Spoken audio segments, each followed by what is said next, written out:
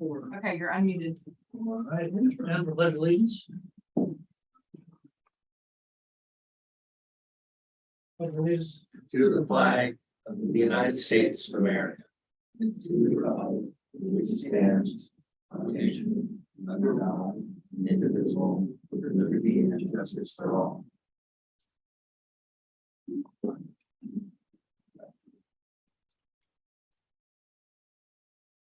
Do you have any topics from the floor tonight that aren't related to what we'll be talking about in our agenda? Okay. Seeing none. All right, consent agenda. September 13th. Changes on that? I make a motion to accept the minutes. Second. Motion and second to accept the draft minutes of September 13th. All in favor? Aye. Passes. Right. Public hearing. Is now 7:01. This is for the conditional use permit and two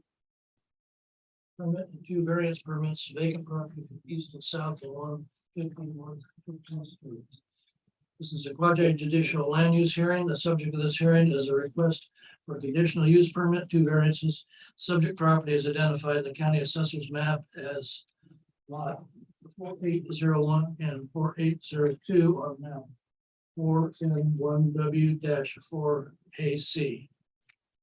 The applicant is Laura Columbia Engineering LLC. The owner is KJK St. Helens LLC. Because of quasi judicial proceedings required observance of certain procedural formalities, we will take a few moments to cover some preliminary matters that require statements. Does any member of the commission wish to declare an ex parte or conflict of interest or bias in this matter? None. Okay, does anyone from the audience object to the ability of the commissioner to make a fair decision? Seeing none. Then we word proceedings will be as follows: required statements, staff report, applicant's presentation. Those in favor of the application, the testimony. Those opposed, rebuttal by applicant, and final questions. Close the record, deliberations and decision. Following statements are required to be made. Commitments of the hearing pursuant to City Code ORS 197.7635. Following is a list of applicable substantive criteria for this decision. St. Helens Municipal Code 17.100.0401 conditional use permit approval standards, and St. Helens Municipal Code 17.108.0501 criteria for granting a variance. All testimony and arguments and evidence must be directed towards the applicable substantive criteria as described or other criteria in the plan, such as a comprehensive plan, land use regulation, or that found in the development code, if the person believes applies to the decision. Failure to raise an issue, including constitutional or other issues relating to the proposed conditions of approval in this hearing, in person or in writing, or failure to raise an issue accompanied by statements or evidence sufficient to afford approving authority an opportunity to respond to the issue, includes appeal to LUBA, the Land Use Appeals Board, on the issue and precludes an action for damages in certain court. All right, staff. That's me. All right. Thank you, Russ. Someone in the Zoom room here. Okay, so tonight we're looking at a pretty big proposal for Bolton. It's a mixed use building that's got 6 multi-dwelling units and then 2 commercial suites. So I've got the site plan pulled up here. So to orient you, this is what we used to lovingly call the Holton Hole. If you remember that term. So this development would complete the Holton Hole. So right now there's the vet clinic that was developed with a conditional use permit back in 2018. And then after that, a partition was filed and divided the land into the vet clinic property and then 2 other developable parcels, 2 and 3. And so what this proposal is looking at is parcels 2 and 3. So gosh, people join in the Zoom room, so just a second here. So specifically, what we're looking at tonight is a conditional use permit because in the Holton Business District, dwellings on the same floor as non-residential requires a conditional use permit. So this mixed use building has dwelling units on the ground floor and commercial on the ground floor. And then it's also got residential on the second floor. So specifically, follow my cursor here, just right around here is the dividing line between the dwellings on the ground floor, and then all of this would be commercial on the ground floor, this area here. So there'd be 2 entrances to the commercial units, one about here, and then one about here. And these 2 commercial units would be divided. So that's the basic layout. The other thing we're here tonight for is 2 variances, as Russ mentioned. One is for a variance for setbacks. The applicants want to reduce some of the setback requirements on this lot. And then the other variance is for exceptions to some multifamily exterior elevation site development review standards. So we'll cover the variances kind of at the end of the proposal. First, we'll kind of go through all the relevant code sections that apply to this type of development. So as I mentioned, the applicant is working with 2 developable parcels. And they are proposing to tie these 2 parcels together with a land restriction covenant. So that basically means the lot could never be sold separately, and we can look at them as one parcel, one whole property. And obviously the applicant wants to do that because they need this second parcel for parking. And I don't know if it's on here, I can't really see it, but the dividing line is somewhere around here for that second parcel. So the 3rd parcel down here is a very weird size. And so by combining them together, I think you get a better end result than trying to develop these separately. And Jacob may remember when that land was divided, making sure that there was even legal access down there was a challenge for that really irregular shaped piece. So as I mentioned, the property as a whole is very irregular in shape. And so I think that that's a theme that will keep coming up because that's why we're here tonight asking for variances and exceptions to the code. And also the property develops 4 developed roadways. So that's also kind of a unique circumstance to this property. You've got St. Helens Street to the north. You've got 14th Street to the east. You've got Columbia Boulevard to the south, and then 15th Street abuts the property to the west. So you're looking at a very constrained property with roadways on a lot of the sides. So as with all staff reports, we look at zoning compliance first. So as I mentioned, this property is in the Holton Business District. Dwellings on the same level as non-residential uses requires a conditional use permit. And then the 2 commercial suites is what our code calls a shopping plaza. So anytime you have multiple commercial suites in the same building, in this case, 2 to 7 units is called a shopping plaza. And that's a permitted use in the Holton Business District. The way that plays into some of the conditions is just about signage. Our code requires a comprehensive sign plan when you have multiple suites existing in the same building. And we'll touch on that a little bit later when we get to the conditions. So in Holton, anytime you build multifamily, you have to comply with the apartment residential standards. So specifically, in the apartment residential zone, the minimum front setback is 20 feet. And as you can see here, 2 feet is proposed. And then we've also got a minimum side yard of 10 feet for the AR standards. And there's also 2 feet proposed for that as well. And so that's the subject of a variance that we'll talk about later. But I just wanted to touch on it briefly at the beginning.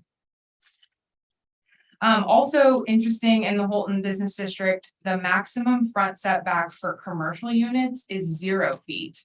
Unless 100% of the increased setback is used for pedestrian amenities. So as I mentioned, the commercial units are kind of on the south side of the building. And so this would be considered the front setback for those commercial units. And the way the applicant is meeting that is by making that area pedestrian amenities. So they're proposing a rock garden, some landscaping, I think there's a bench in there, and some walkways. So this area, for the front setback for the commercial units, staff feels like that's meeting the intent of the whole business district. And as I'll talk about in a little bit, you know, the intent of having a 0 setback for commercial uses is so that you have like a lively street frontage in your business district. And I think that that is meeting the intent of that role. Also in Holton, so we have a special residential density calculation in the Holton Business District. And it says that you are allowed 1 dwelling unit above permitted commercial uses per 500 square feet of non-residential use. So between the 2 commercial uses, they're proposing just over 3,000 square feet of commercial space on the ground floor, which means the residential density for the second floor can be up to 6 units. They're only proposing 4. So they're meeting the they're under the maximum density allowed for Holton residential units. So those are the standards in the zoning district I wanted to touch on. In the staff report, the next section is about the conditional use permit approval standards. And our conditional use permit chapter basically includes all of the site development review, which then includes all of the code sections in the development code. So I think that's what I'm going to spend the bulk of our time talking about, is all of the relevant code sections. We can come back to the conditional use permit approval standards if we feel like we need to after we get through the full staff report. But staff didn't feel any red flags as far as the conditional use permit standards go. So basically, if we approve the variances tonight and the conditions of the of approval of the report can be met, staff feels like this CUP should be approved. But let's get into the standards. So as I mentioned, we would be here all night, I think, if we went through every single standard. So I'm gonna highlight the kind of important ones that I think you should know, and then if there are questions about anything I don't cover, we can touch on it at the end. So the first chapter is landscaping, buffering, and screening. So this development will trigger the need for street trees. And we can talk about those when we get to the frontage improvement question. But street trees are required. The landscaping chapter also talks about buffering. So buffering is required when you have a mix of uses abutting each other. So in this case, we have the vet clinic here. And like I mentioned earlier, we have some ground floor residential units and second floor residential units here. And the property line is right here. So normally in this circumstance, we would require a 10-foot buffer and screening between the vet clinic and the residential uses proposed. But as you can see, there's a property line here and they don't have the room to comply with that standard. Fortunately, in our code, there is an in lieu of buffering standard, and it just talks about the applicant can provide an alternative to the buffering standard as long as it affords the same degree of buffering and screening as required by the code. And so this area, if you've driven by, is a fenced area that's used to let the dogs out of the vet. And so there's a grassy area that is larger than 10 feet. It's just not on the property. And there's also a fence along here that provides some screening for any of the units' windows that are along that side. And so the applicant is proposing adding slats to the existing chain link fence to screen it adequately rather than just an open cyclone fence. And then the commission needs to decide whether or not we also want to require an 8-foot landscape strip along that grassy area, which would then meet the standard. It is off-site, and so if the commission wants to require 8 feet of landscaping along there, they would need a landscaping easement from the vet property in order to install landscaping. So that's just a question for the commission. You know, is a fence with privacy slats enough to screen this residential unit? Or should we also require landscape screening as well? So this chapter also requires other types of screening. So one of the other types of screening is screening of parking lots larger than 3 spaces. And so if you look here, there's kind of this row of shrubs surrounding the parking lot. And staff felt like this complies because you've also got street trees along here. So there's a mix of the low-lying shrubs and the street trees, which is what we want to see. However, the shrubs along Columbia Boulevard are actually on the city's right-of-way. They're not on private property. And so we just need to make sure there's a condition in there that addresses when the frontage improvements are going through our civil plan review process, that there's screening for the parking lot included in the right-of-way improvements. So that's just something to keep in mind. So also, I wanted to touch on in the landscaping chapter, there are some modifications proposed on the vet property. And we'll talk about this later, but they want to share the trash enclosure. So they want to use the same refuse area. And there's going to need to be some modifications to get there from the subject property. And so any alterations to required landscaping that the vet clinic had have to be replaced like for like and identified in any revisions. I think that area probably just needs a little bit more detail. So we know what's getting removed. There's a pretty large tree there. So basically that's a condition to capture and make sure that any changes to the vet clinic's property are vetted before they get done. Will that be adequate for the increased usage? It'll be another container. Or... Yeah, we'll talk about the trash size in a little bit. But yes, it's agreed. That is something we looked at. So that's it on landscaping. I'm going to move on to parking. And like I said, we can go back and touch on anything else. So parking is always a big deal. And in the Holton Business District, there's kind of a pretty good carrot for any development, and that on-street parking spaces can count towards the off-street parking requirement. And fortunately for this property, there's a lot of on-street parking because it abuts 4 streets. So if you look at the surrounding streets, we counted the number of on-street parking spaces that would abut the subject property. You know, we're not going to count the spaces that are abutting the vet property. And there's 14 on-street parking spaces. And they're proposing 11 on-site spaces for a total of 25 provided. And for multifamily units with 2 or more bedrooms each, they're required to provide 2 spaces each for each unit. So that means the site has 13 spaces remaining for the commercial uses, which is quite a bit. That could accommodate quite a bit of commercial uses. And in fact, we did the ratio. So that's 1 space per 244 square feet of commercial. And on average, 1 to 300 square feet for commercial uses is there. So I think if they ever get tenants for those commercial spaces, they could pretty much accommodate any type of commercial use based on parking. So that's for the number of spaces.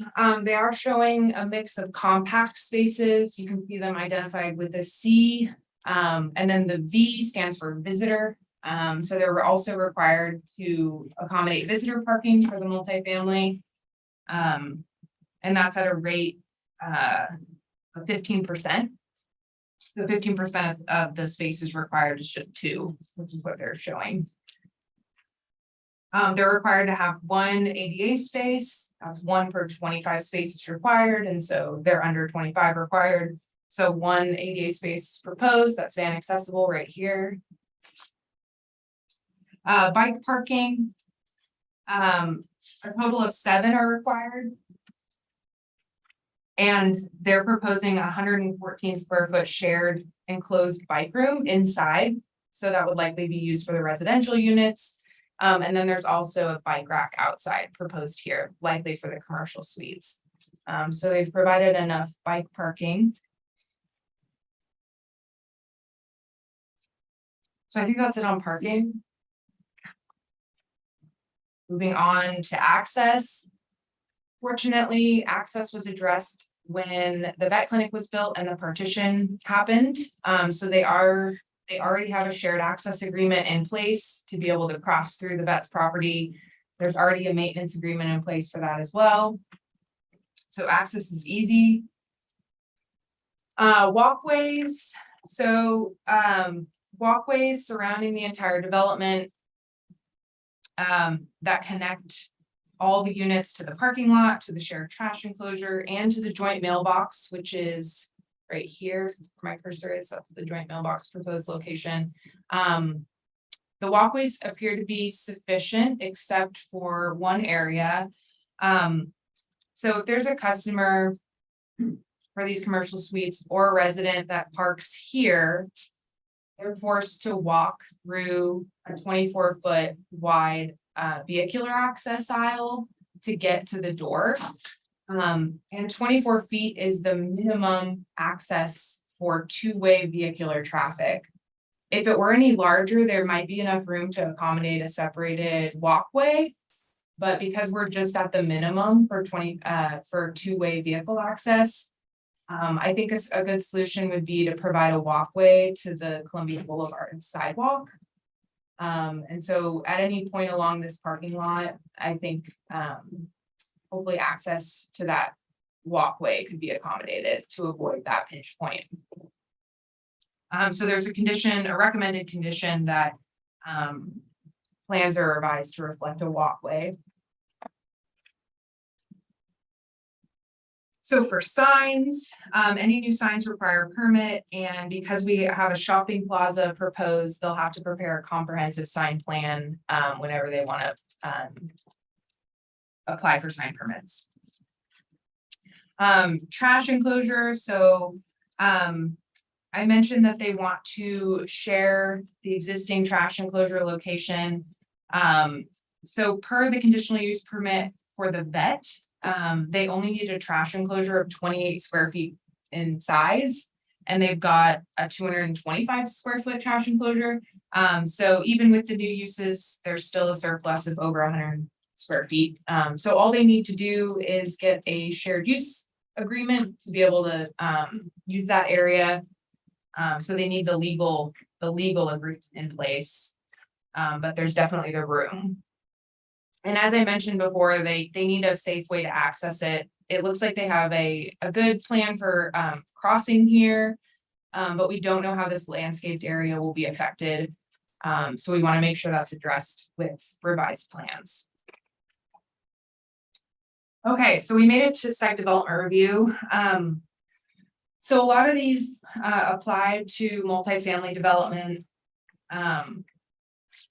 I'll highlight the ones I think that are good to talk about. So the first is exterior elevations, which I mentioned at the beginning. They are requesting a variance to some of these standards, and so I'll address that at the end.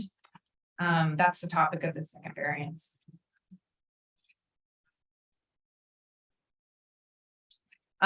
There's also a standard in the site development review chapter that talks about buffering, screening, and compatibility between adjoining uses.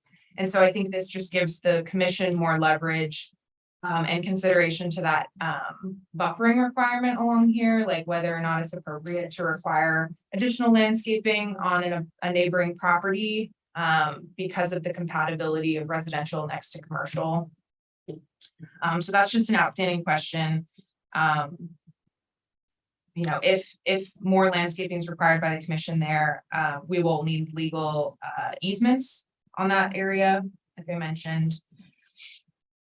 So the next section is about privacy and noise, specifically for ground floor units. So, as I mentioned earlier, there's 2 ground floor residential units approximately on the northern half of the building. Both of these ground floor units are required to have screened private outdoor recreation areas. And the way the applicant is meeting that is that these areas right here are screened patios.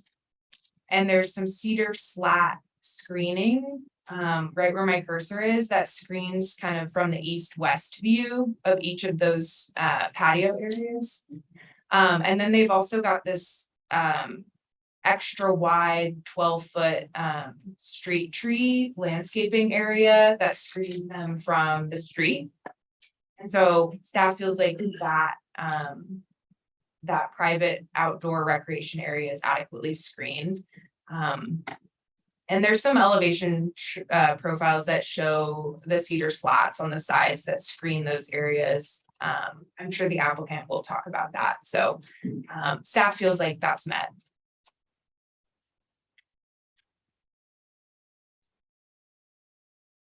So another site development review criteria, it's about, it's more about the private outdoor recreation areas for not just the ground floor units, but also the upper floor units. And it requires a specific size. So it says private outdoor space like a patio or a balcony shall be at least 48 square feet in size with a minimum width dimension of 4 feet. And so the applicant in all cases exceeds this requirement. They actually provide quite a bit of private outdoor recreation area. The 2 ground floor units have patios of 131 square feet, so much larger than 48. And then the 4 second floor units all have porches and balconies larger than that 48 square feet requirement. I think one of them has a pretty large above second floor patio as well. So that comes into play, having a surplus comes into play in this second section where it talks about shared outdoor recreation areas, section 7. So what it says is 3 or more bedroom units have to provide 300 square feet of shared outdoor recreation area, and 2 bedroom units have to provide 200 square feet of shared outdoor recreation area. So the total for this development requires 1,600 square feet of shared outdoor recreation area, which is quite a bit of space. There is some flexibility in the code for that amount. And so the flexibility requires a couple of things. One is that there's a public open space or recreation area that's at less than a quarter mile from the proposed development. So in this case, we have Heine Human Park, the Senior Center, and Civic Pride all about a quarter mile from the site. And so the code just says, well, we may allow you to reduce that amount if you've got public open space available and walkable from the development.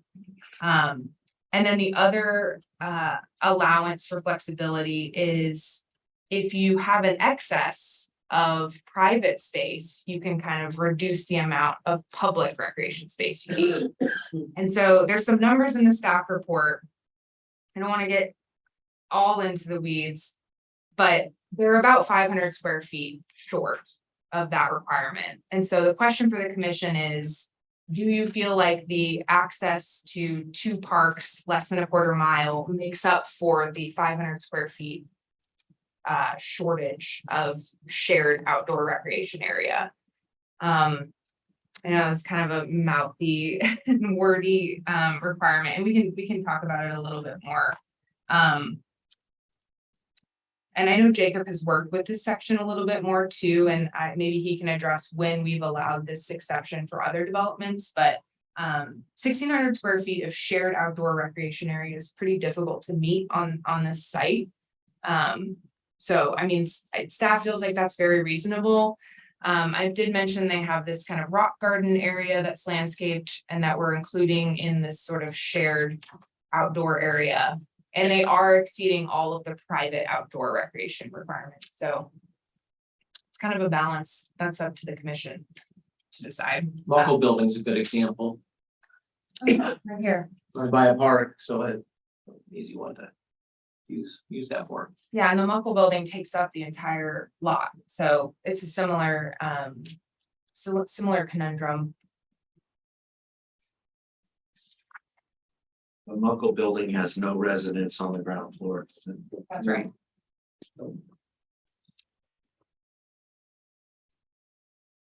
So one thing that the site development review standards contemplate is crime prevention and safety. And so the applicant provided an illumination plan highlighting where the parking lot is sufficiently illuminated, the shared mailbox locations illuminated, the trash enclosure, anywhere someone would need to go if you are a resident at night. They demonstrated it's sufficiently illuminated. So staff feels like that section is met. Accommodating emergency vehicles, Jacob made the comment that I don't think you can get a site that's more accessible to emergency vehicles, given the access on all sides by public right of way. That's met. And where fire department located Yeah, right, just down the street. Yeah. across the street. Okay, so windowed walls. This section talks about how windowed walls need to be separated by at least 5 feet to any walkways. And so there is a public walkway along here, and you have a ground floor residential unit separated by only 2 feet from that windowed wall. And so it's a bathroom window, and the window itself is elevated 6 feet high. But our code doesn't contemplate horizontal distance. It's only talking about, it doesn't contemplate vertical distance. It's only talking about horizontal distance. And so it's just a question for the commission. If that window were glazed for privacy, like you would want a bathroom window to be glazed, would you allow this sort of in lieu of that horizontal separation requirement? The applicant, strict application of these rules would say you need a variance if you're going to include that window. The applicant said, if you're going to require a variance, it's go out. So we either need a revised plan that has no window, or we need the commission to accept, a privacy glazing of that window in lieu of the distance separation.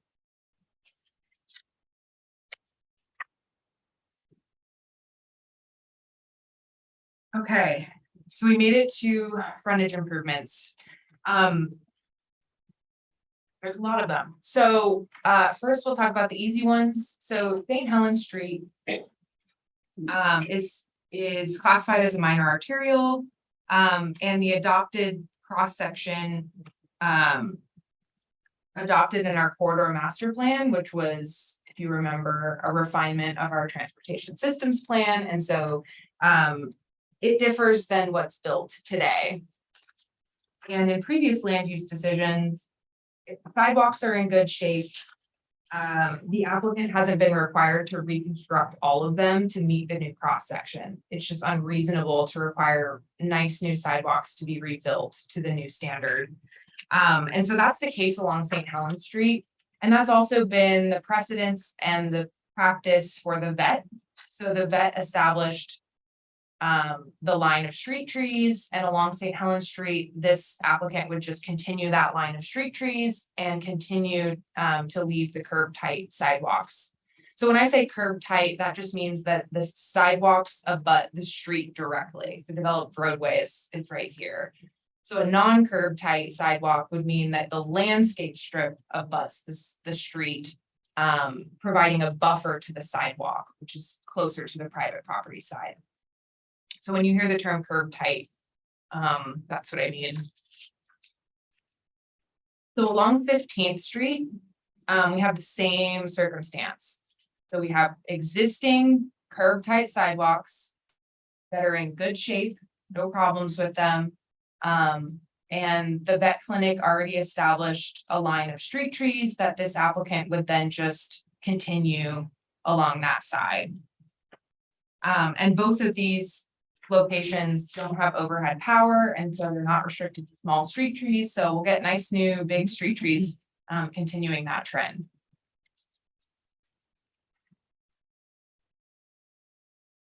Not so on Columbia Boulevard. So along Columbia Boulevard, there is an existing, very old driveway approach on this corner. And maybe Jennifer even knows, maybe that was the former access for what used to be in this hole. I don't know. But it looks, okay, yeah. There used to be some type of commercial development on this property, and maybe that was the former access. But because of that former driveway approach, the sidewalks are in really poor shape. It's really cracked, jagged, there's trip hazards. And so reconstruction of about 75 feet of frontage in that area is recommended by staff, just for safety purposes. And then the applicant is also showing reconstruction of about 90 feet of frontage along here. And that was elected by the applicant. My guess is it's a great challenge, and also their sidewalks are just sloughing off into the property. They're in pretty poor shape. And then there's also a walkway connection proposed into the development here. Not to mention the walkway requirement that we would have to the parking lot that we mentioned. On top of the reconstruction that I just mentioned, there's also a utility pole and a water hydrant, fire hydrant, that are located smack dab in the middle of the sidewalk and ramp, blocking ADA access. So city engineering has requested that those be relocated. So all of that in consideration, that's about 165 feet of 228 feet of frontage along Columbia Boulevard, which is about 72% of the total frontage. So staff kind of had this ongoing conversation about, like, well, when do we require the new cross section? If not now, you know, we need a majority redeveloped. And so staff felt like we've never really tested this, and this would be the first time we're requiring reconstruction. And so 50% felt like a good threshold. If you're reconstructing over 50% majority, you need to do the new cross section and rebuild the whole thing. And so city engineering supports that because of the relocation of utilities and also just the poor shape of the sidewalk. You know, city planning is also recommending reconstruction. So yeah, that's Columbia Boulevard. I'm sure the applicant will provide some testimony about that. They've sort of alluded to that a little bit, but we'll talk about it. Along North 14th, the last frontage here. So this area is currently gravel. There's about 15 feet of gravel and undeveloped roadway. And so, you know, as part of this, the roadway has to be improved with asphalt and striped with parallel parking. And then, you know, this is a similar circumstance where our corridor master plan recommends a different cross section than what's built. We have an undeveloped right of way. We have the room to require landscaping on the correct side. So that's what they're proposing. They propose a landscape strip close to the street, and then the sidewalk on the inner side, closer to the property line. And so that's what we'd like to see along 14th Street. There's also some photos in the staff report that show this sidewalk is also in disrepair. There's kind of two sidewalk panels and one is like falling away from the other. So there's this large crack forming between the two panels, creating a trip hazard. So reconstruction is definitely recommended along that side too, for that purpose. Okay, so getting into utilities, I'm gonna skip over sewer until the very end and let Jacob talk about that. There's at least a couple pages in the staff report dedicated solely to sewer. Water is simple. There's a couple engineering comments in there about water service. Stormwater is also simple. The applicant is proposing sharing the existing on-site detention facility that the vet is currently using. And so they'll have to demonstrate that there's capacity in the storm system for their detention system. And then they'll also have to have a shared maintenance agreement for that.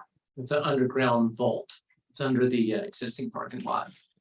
Yeah, it's kind of in, So it's not a pond, it's underground. it's right about here. Yeah. How's the water get out? It enters into the storm system along 15th Street. So it's detained, treated, and then it enters the storm system. Is that designed just for that property? As I understand it, they designed it with enough capacity to support the other development. But obviously our engineer would have to sign off on the capacity. Yeah. So if it flooded, where would it go? If the detention facility flooded, it would drain into the city's as intended. I Sorry. want to see it in the vet's basement, because I do Oh. have a basement there. Wasn't nine requested yet. No, I didn't. I know, but it's not, they're not done with the reports. So I'm gonna touch on the variances. I was gonna let Jacob go, but I'm gonna just get my part done and then let Jacob talk. So the first variance is for the front and side yard requirements. The important part about this variance is that the applicant's proposing a 2-foot setback, but that also has a 2-foot eave. So the eave will abut the property line along 3 sides.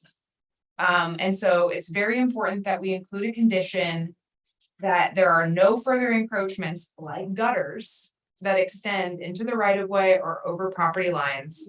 One of the elevation profiles showed a gutter beyond the eave. And so I just want to make sure that in our variance conditions, that is not the case, and that we would want revised plans that show the eave is the edge and there's nothing that extends beyond that. That would create an adverse impact if we ever were in there with equipment or something like that, and there was an encroachment into the right of way, into fire access, into, whatever, maintenance of our utilities. So yeah, as I mentioned, there's, the variance covers this 2-foot setback on 3 sides. So the first criteria for variance is that it's not detrimental to properties within the same zoning district. I sort of touched on this earlier, but the Holton Business District wants active street life. It encourages commercial uses to have a 0 setback. And so I don't think this variance for setbacks in this district is going to be detrimental to surrounding areas. I mean, it wants 0 setbacks. So from that perspective, I think you could make that finding. If you agree with that, great. If not, we can talk about it. Special circumstances. These properties are super irregular in size and shape. It's also an unusually small block for City of St. Helens. And it also abuts 4 public streets, which means that there are larger front setback requirements and side yard requirements because it's a flanking street side setback.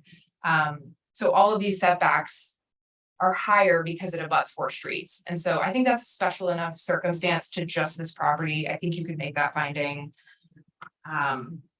This is not a use variance, so that's met. We talked about the gutters. I think there's no adverse impacts known to the existing physical or natural systems as long as we have a condition that there's no further encroachment, like gutters. So that's kind of staff's comments about the setback variance. The next variance for multifamily exterior elevation standards. Okay, so let's go into this briefly. So the standard states. Well, let's talk about the intent of the standard first, and we can talk about the nitty-gritty. But the site development review chapter for multifamily development really wants to encourage development that isn't just boxes, right? You don't want just a face of a building to just be flat and long without any breaks in elevation or having recesses or exterior extensions. And so what this does is tries to quantify how many extensions or how many recesses or how many roof breaks you have. And it does that by requiring offsets at a minimum of every 30 feet by providing 2 of any of the following: recesses, extensions, or roof breaks.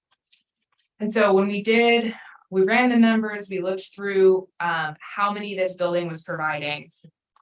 And you know, we pull up the elevation finally.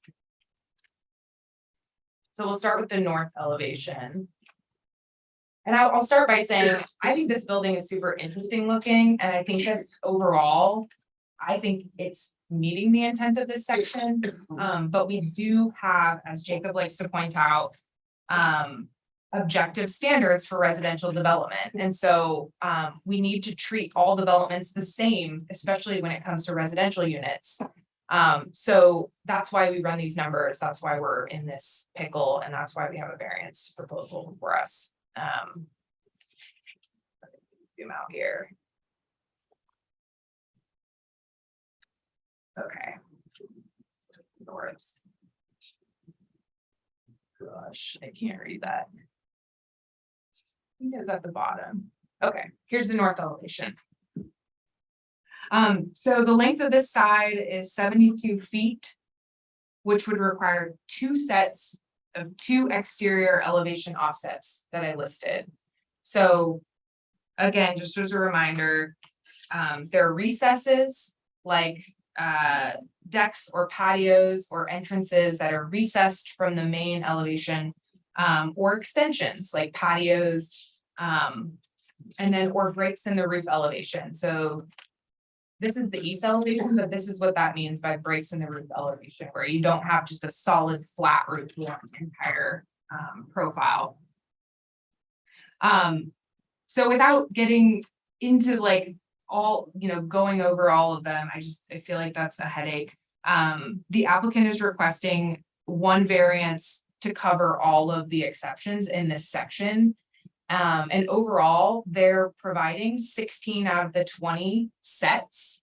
And so they're lacking about 1 set per elevation.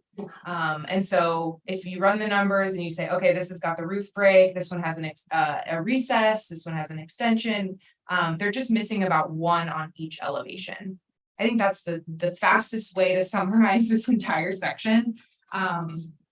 And honestly, Jacob and I went back and forth on this section quite a few times where I sort of disagreed, and then I said, okay, well, here's what it is, you know. So it's one of those weird things where we try to quantify how a building looks and feels, and this is where we landed. They're missing about 4. So we look at the criteria. We want to find that it's not detrimental in its consequence to the surrounding buildings. You know, I think this variance is supposed to focus on building appearance. If the commission can find that this proposal is providing visual interest while meeting their objective standards, I think the commission can find that this is met. Special and unique circumstances. Here I talk about how these offset requirements are only applicable to multifamily. don't forget, there's 2 commercial units in this, and we had to apply it to all building profile, all building elevations, because there's residential on the bottom floor and the upper floor, and so, you know, I think in that respect, the building is 77% residential, and they're meeting over 77% of the elevations on all sides, and so I think that's a special and unique circumstance just for this building.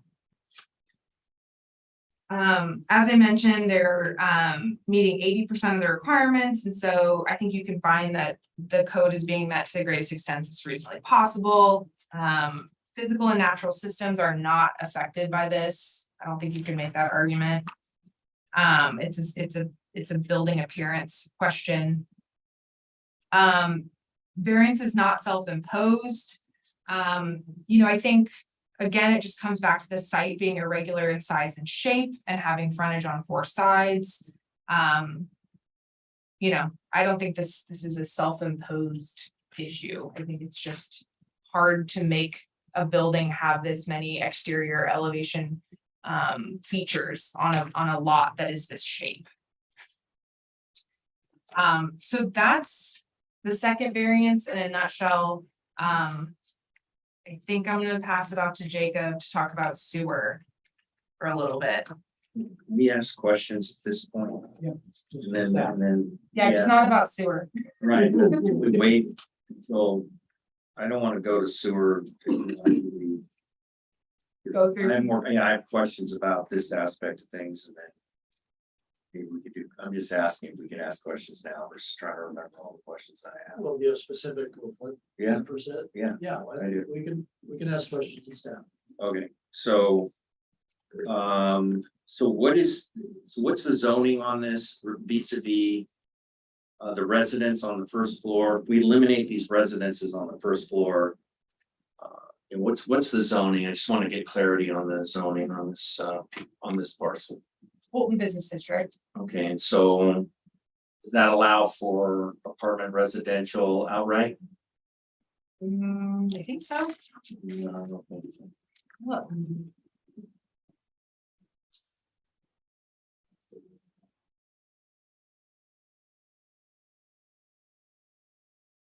I know we changed it to allow for single family dwellings. It would be conditional. All right, so we're being asked for a conditional use permit. Because. Of the first floor residential units. And multi-dwelling units are proposed. Okay, but if we had commercial below and residential above. That gonna eliminate some of the problems with this setbacks, for example. So dwellings above permitted uses are allowed outright. So. But there would still be setback issues because if you had 4 units of residential above, that's still a multifamily complex and you'd be using AR standards. You'd still be at the table for the setback. That doesn't affect it at all. And the only reason I'm saying this is that we're sort of. You know, Mike, I tell you, Mike, where I'm heading with this thing is here we are. With the Holton Business District, a business property that. You know, is proposed to put residential on the first floor and then. Being asked to. To give up 20-foot setbacks, which are supposed to be there for residences. So, you know, I think about. Permanent residential with 20-foot setbacks, I'm thinking about. An apartment that's pushed off the street that has greenery and looks very nice and it's where people live. This is a commercial property that is being proposed to have residences. We're being asked to completely abandon 20-foot setbacks for a residential building. And then accept a residential building. Essentially, somewhat. So I'm trying to figure out if we eliminate the apartments on the first floor and we have residences above, does that help us get to, We would still be at this table. there's still a 20-foot issue, Yes. okay. All right. And then that would reduce the number of. That would reduce the number of residential units by 2. If we were to say that, for example, under 17.100.0401B, the characteristics of the site are suitable for the proposed use considering the size, shape, location, topography, and natural features. We say, no, the characteristics of this site are not suitable for proposed use with the 2 residential units below. Willing to consider 4 units above. Because we are sort of heading in the direction of building commercial below and residences above. That's kind of thoughts and riverfront, etc. But I'm just throwing these questions out here, that's all. So we're still on the 20-foot setback.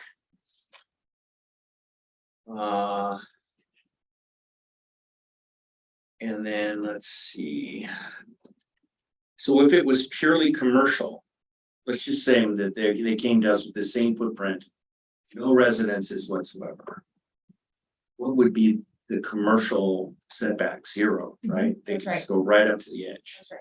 But if it had upper floor residential, it still has to have the 20-foot setback. Right. Yes. So as soon as we add residences above, suddenly we have to move it back 20 feet according to the code, or issue a conditional use permit.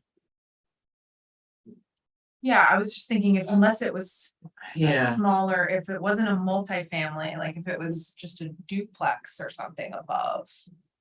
I want 4 units. Right, no, I'm trying to think of 60. all scenarios. Right.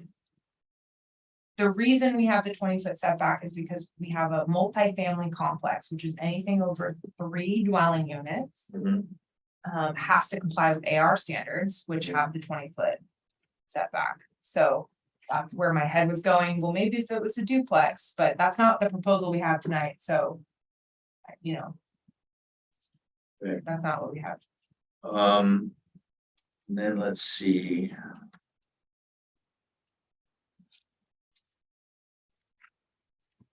That's street trees along Columbia Boulevard. I guess we could make sure these are the plan. I really don't want to get into the weeds on that. There'll be opportunity to ask more questions. I mean, we still have an applicant presentation and. Yeah, I just want to make sure. I appreciate the interruption before the sewer thing, just on the variance. Oh, I do think we're gonna need gutters, so I don't know however that happens. I just think we can have rain falling off the north side, so however that happens. You just have to be within them. Yeah, they'll have gutters. Yeah, but they have to be within. Right. I just threw that out there, but let me see, variance to. I think we should continue and questions come later. Right, right. This is not the end of So questions. that helps me, thank you. So let me just tee up the sewer question just because I did want to mention this, that there is a sewer access for this property to connect right in this area. There's a sewer easement. The question is about conveyance and capacity. So that's where Jacob's. So yeah, when the site was divided and contemplated to be multi-parcels, those utility connections were figured out. As you know, with some of our more recent developments and our wastewater management plan, we have a lot of pipes that are too small. And they've been too small for a long time. A lot of development has occurred. So we have a situation where a large portion of our city, as Jenny just mentioned, has conveyance problems where the pipes are not large enough to handle the flow. And there are many in the city that are at or above capacity, meaning that they have a history of surcharging or could have that. In your packet, there is a map that kind of shows the sanitary sewer system. In fact, it's, and I don't know if you have it up here. I think I can pull it up. So because of this issue, we need to look at the site and look at the conveyance system between the site and the wastewater treatment lagoon. Yeah, in this case, the sewer actually goes north and then travels towards the river, connects with 4th Street. And there's a sewer line in 4th Street that eventually goes down to the wastewater plant. And it's that 4th Street line, which is the one in this case that has problem. It's on page 4.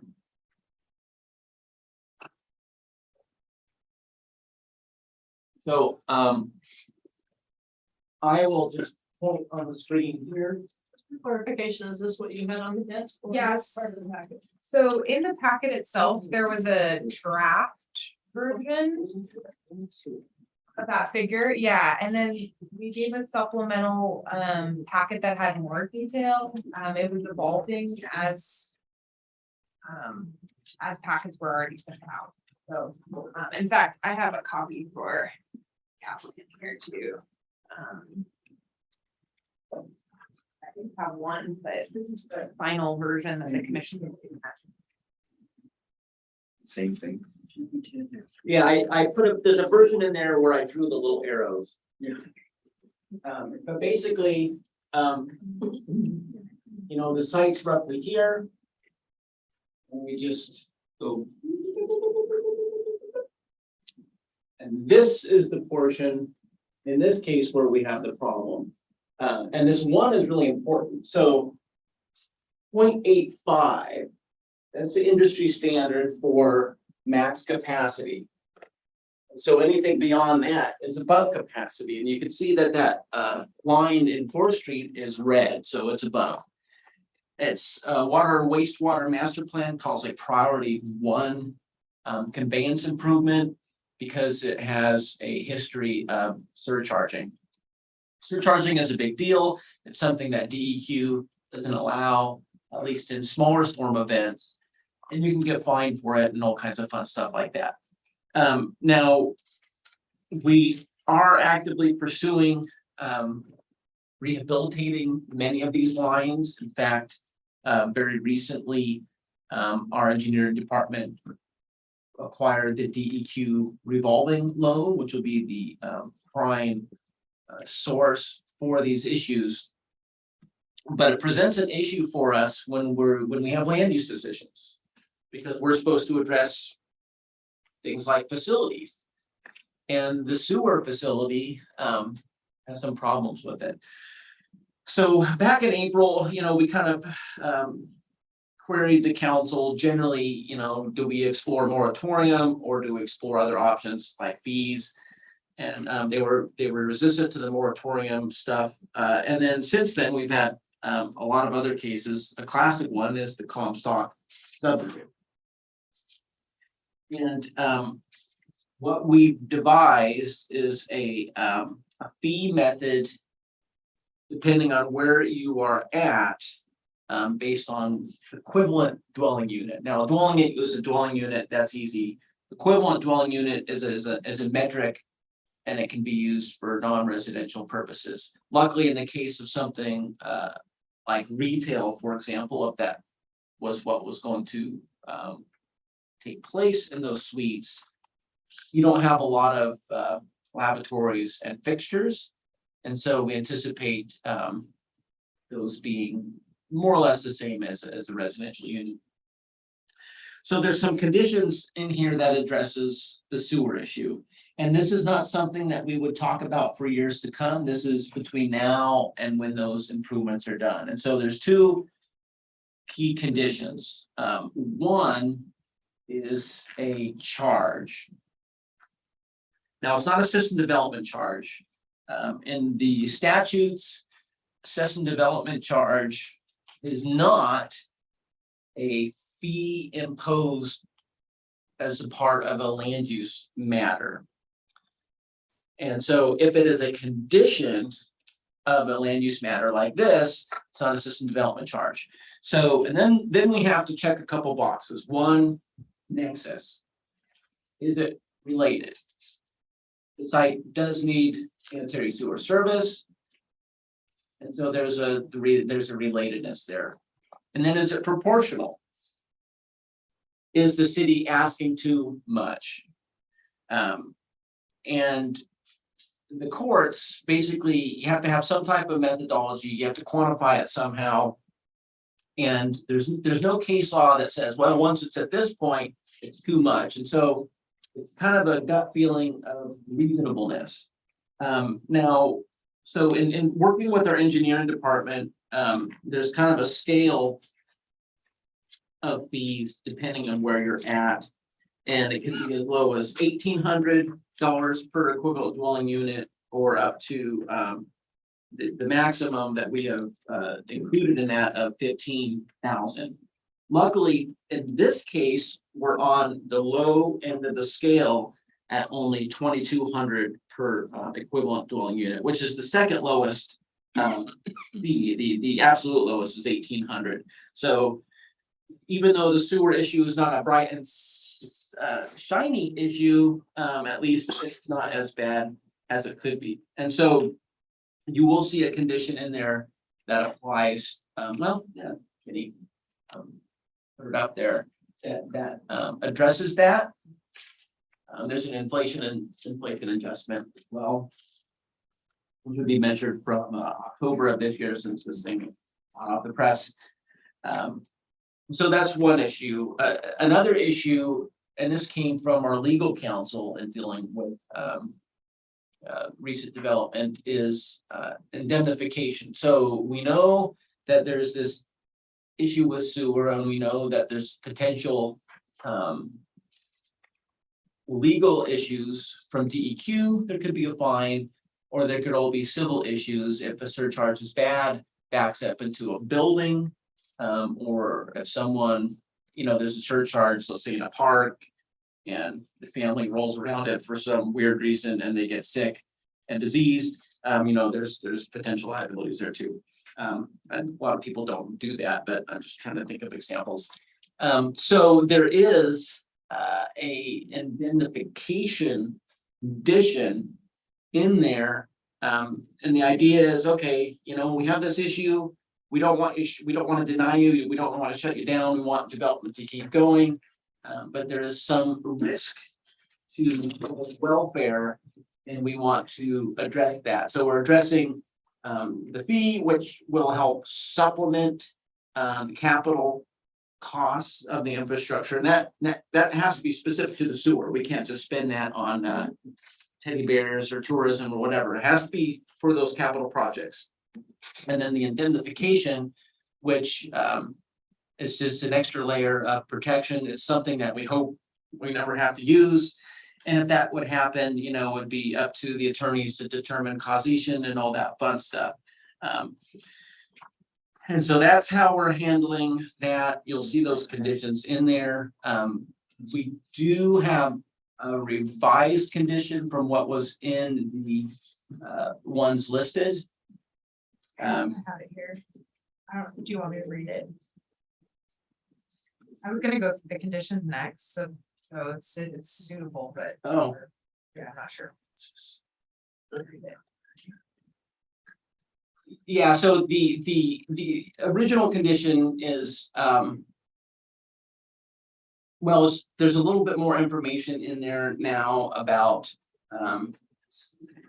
the timing, and that it's not the result of acts or omissions of the city or its agents. Okay, so are we talking about number 11? Mm-hmm. Yeah, so we have a revised. So, And there's a 4-year time period, because that's when we anticipate the project being done based on that DEQ loan. so So is this part of any kind of code right now, this number of? Is it part of a, is it anything? Is there a law about number of?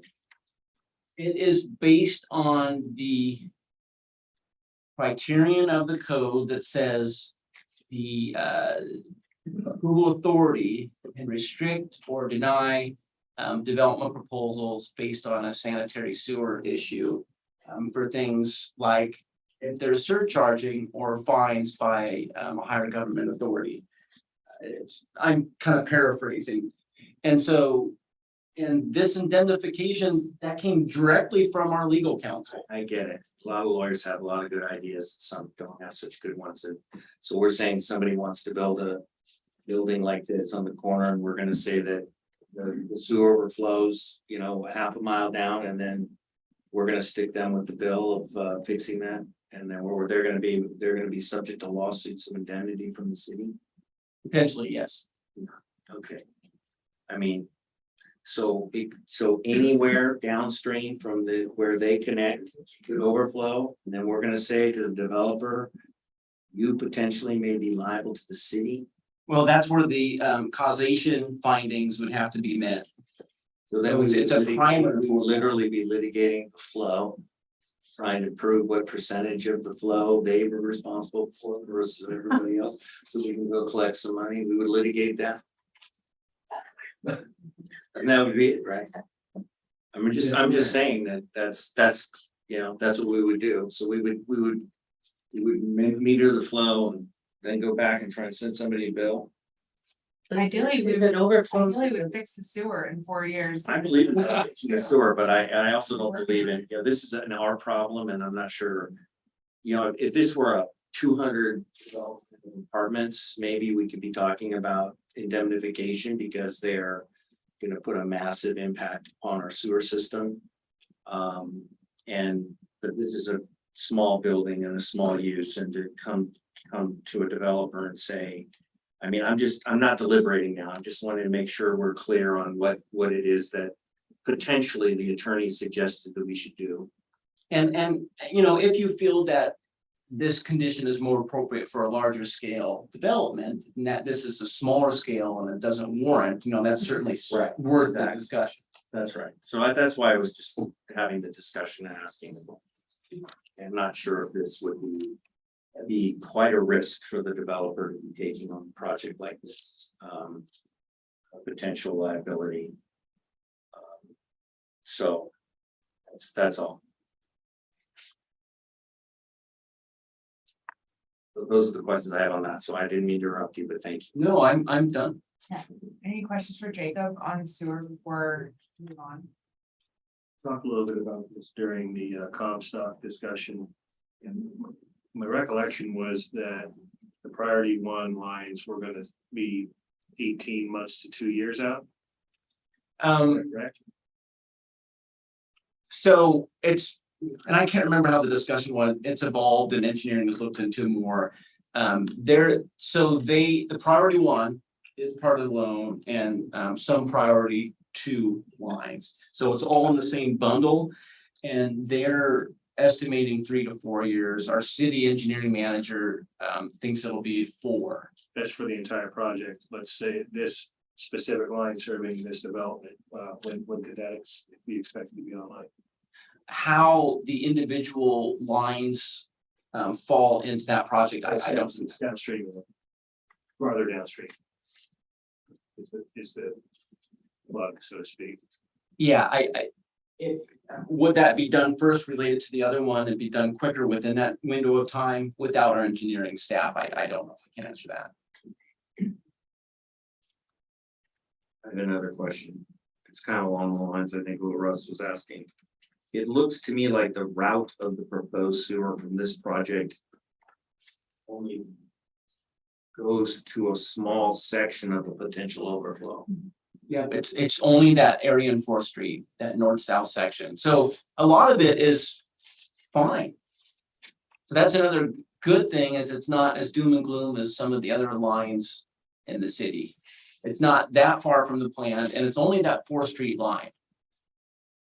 Not many lines.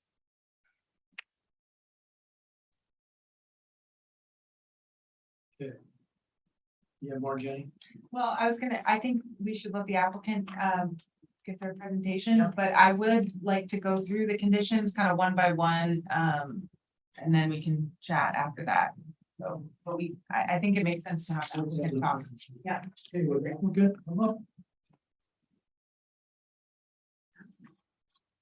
Hello. Hello, I'm Matt Alexander with Lower Columbia Engineering. To be here for the first time. Can I sit down? Yes, you know, you don't have to, you can stand if you want. You're gonna be there. I would totally prefer not to stay. Well, first off, I'd just like to say I agree with Commissioner Steve on that last sewer point. And I'm sure Kathy and Gavin, my clients, would also agree. We haven't had a chance to discuss it. I'm hoping it won't be decided here. Or will that issue be decided today? We recommended to the council. Okay. No, this is a decision for the commission. And there are recommended conditions of approval in tonight's staff report. So if the applicant desires to continue that, that is certainly within your. Well, I feel like it's my responsibility to probably talk with, It looks like they're on Zoom too, so I have. can they pipe in? Sure, yeah, I think it's easier to kind of do one by one and then we'll open it up and. I don't wanna take away from Russ's thing, but I think the sewer thing is kind of. It's one of the last things I think we're gonna talk about on this. That's the toughest. We have to talk about it, and get rid of everything else. Yeah. Okay, please go ahead. Jenny, could you go to the existing conditions plan? Sure, can you give me the number? C1. You won. Okay, and I can zoom in or not. Yeah, if you want to zoom in a little bit, I just want to point out, so as Jenny was saying in her presentation, it's a pretty challenging site, very oddly shaped, and we did not feel that we could get a building of any, size onto the second lot, and that's why we decided to site it on this lot. One of the other challenges is, I don't know if any of you have been out there, the sidewalks along Columbia and portions of 14th are a good 2 to 3 feet above the adjacent lot, the grass in the adjacent lot. That was one of the challenges. You could come in right there. So that sidewalk that Jenny had discussed, one of the things I'll bring up later is the condition that we rebuild this whole right of way. I just wanted to point out this little section that we were talking about rebuilding in the middle that you mentioned. We didn't want to volunteer to rebuild that. We would prefer to just saw cut it. So the entire sidewalk is an even 5 or 6 feet, whatever the city standard is. But I wasn't sure if that was an option. I believe that would get us under that 50% threshold you had mentioned. In which you have to rebuild the entire right of way. I did talk to Gavin and Kathy, and they are willing to relocate the fire hydrant and utility pole up there to the east and to rebuild the driveway you mentioned. They just feel that rebuilding the entire right of way is a bit extreme given everything else they're doing on this lot. If you could go to the proposed site plan.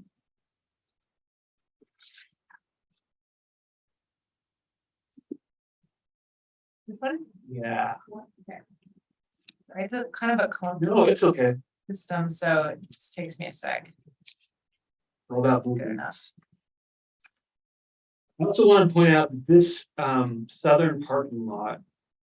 You were discussing screening and the screening shrubs that are along Columbia Boulevard. That parking lot is also a good 2 to 2.5 feet below the adjacent sidewalk and street. And I think that'll also help to limit the amount of visibility for the vehicles that are going to be parking in there. Let's see. I spoke with the clients. They're also willing to build the sidewalk on the opposite side of the parking lot to get pedestrians to not have to walk through the parking lot to get to the sidewalk, to get them on 15th or the sidewalk on Columbia, whichever one you guys prefer. I also wanted to point out the screening between the vet clinic and the building. They're willing to do that, but it is, the two buildings are 40 feet apart, and that elevation of the vet clinic just has two small windows and a service door, and that sidewalk is rarely used. So if that's any consideration. Want to just go to the elevations, Jenny? Either one.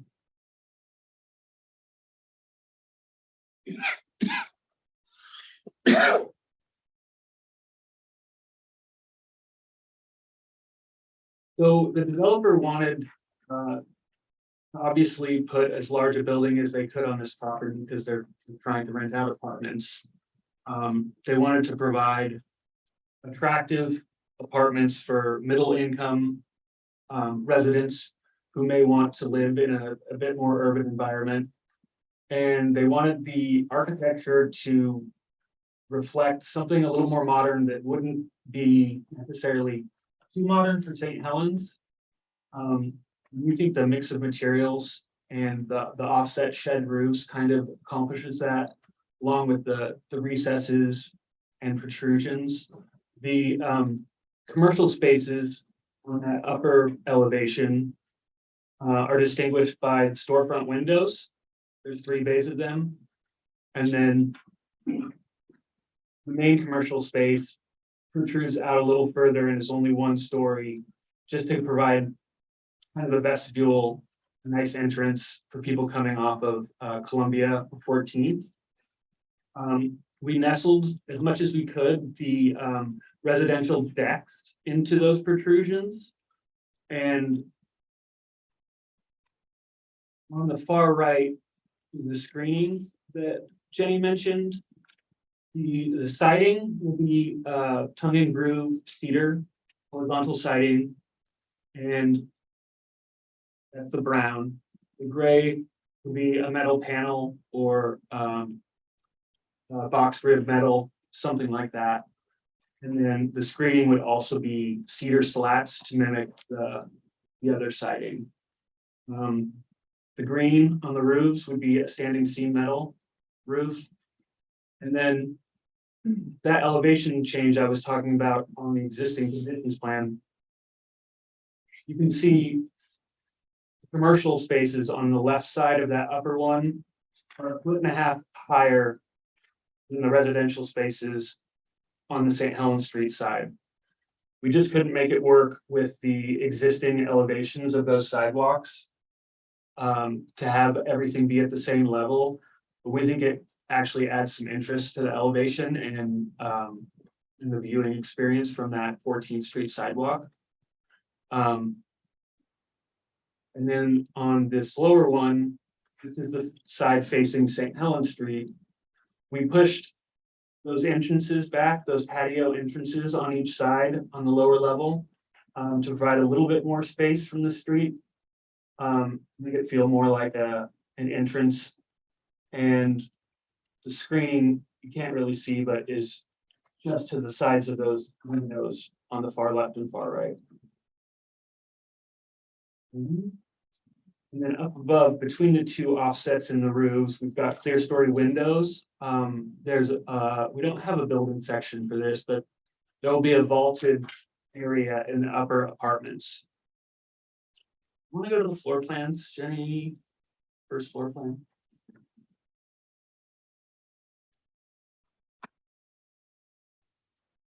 So St. Helens Street on the right, Columbia on the left, 14th on the bottom. The upper floor units and one of the commercial spaces will be accessed from a little patio area near the Columbia side of the building. And all 4 upper units will be accessed from a stairwell, which will have a shared bike room off of it for the residents. I haven't asked the clients yet whether that bike room will be available to the commercial spaces, but we've provided bike parking outside, so that should be fine. The 2 units on the St. Helens side will have their own entrances off of the street with the screened porches on either side. Each commercial space has been kept relatively generic. They want them to be flexible, possibly to be used by more than one tenant, but hopefully we've provided enough flexibility that there could be a lot of potential businesses that could go in those. Bathrooms and storage space. Everything else is pretty open. And as you can see, the apartments on the right side of this are pretty generously sized. Go upstairs, Jenny. There are 4 3-bedroom apartments and 2 2-bedroom apartments. So these are designed with the intent of families rather than single, occupants. And they all have outdoor areas, master bathrooms, master bedrooms.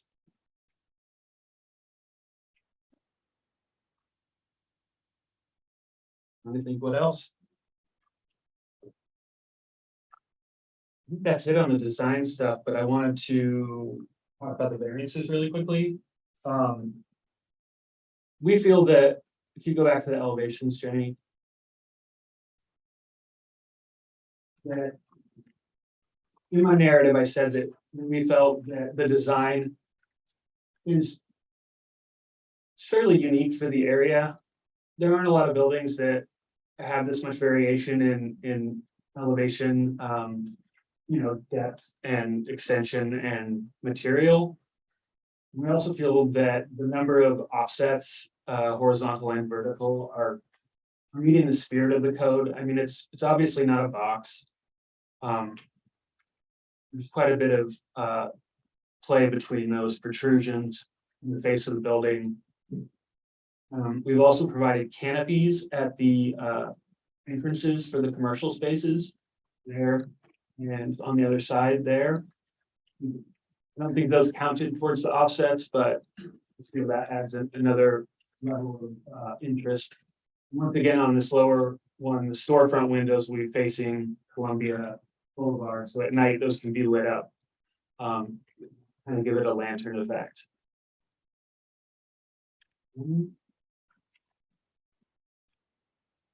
Okay, on the variances, that's one of them. The other one is the setback.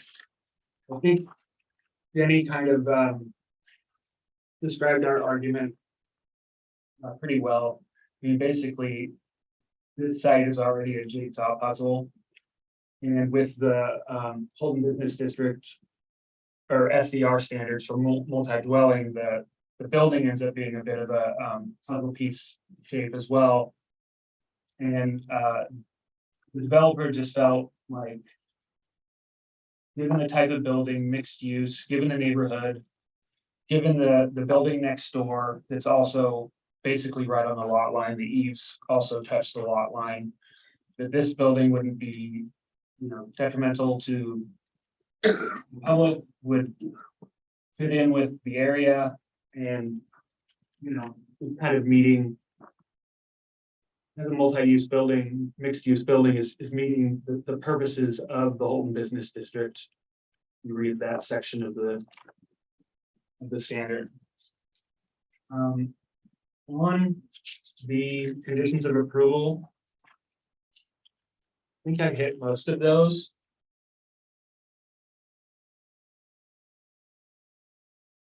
Clients are willing to screen between the commercial use and residential if needed, if the privacy slats aren't enough. They're willing to remove that one clear story window or change it to some sort of glass that won't allow people to see out or in, but will allow some sunlight to come in. The only condition of approval that they would like to disagree with, shall we say, is the Columbia Boulevard right away and rebuilding the entire thing. This site has a extremely unique ratio of of area to site frontage. It's about a third of an acre, but it has almost 500 feet of street frontage. They're already willing to rebuild the entire 14th Street right away. Sidewalks, new planter, new curbs, pavement, 2 new curb ramps, 3 trees on 3 sides, landscaping on 3 sides. Removing utilities to make that Columbia Boulevard sidewalk accessible. I feel like they're doing a lot. And they don't want to give the impression they're giving an ultimatum, but they did stress to me that they have discussed this with their CPA and they've run the numbers. They would not be able to afford rebuilding that right away, at least at this time. So if you were to make that a condition of approval, we are wondering if it is possible to give them a time frame such that maybe they have time once construction is finished for the property to generate some revenue before they rebuild that Columbia Boulevard right away. They will have already rebuilt 14th. But Could we just see that up while he's making his point here? Do you mind moving section up just so we can hear and get an idea of what he's talking? yeah. Do you want photos of the sidewalk or do you want the site plan up? Whichever he thinks would best, just I think the site plan is probably good enough. Yeah, go to the site. I'll just point it out.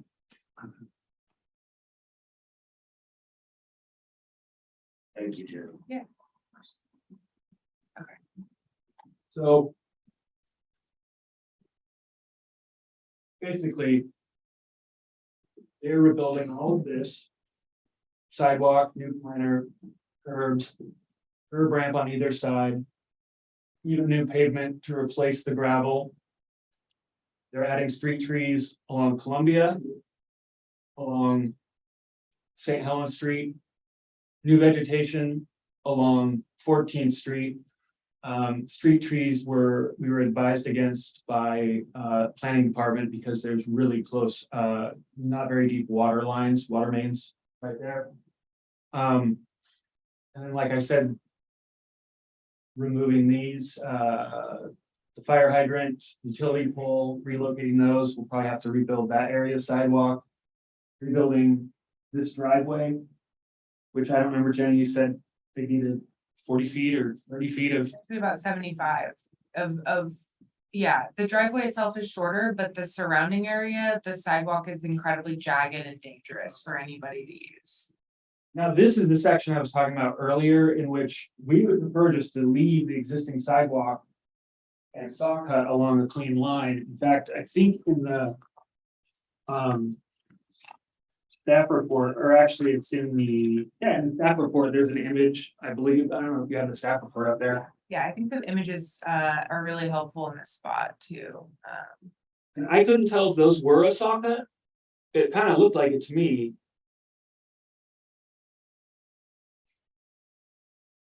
That's 14.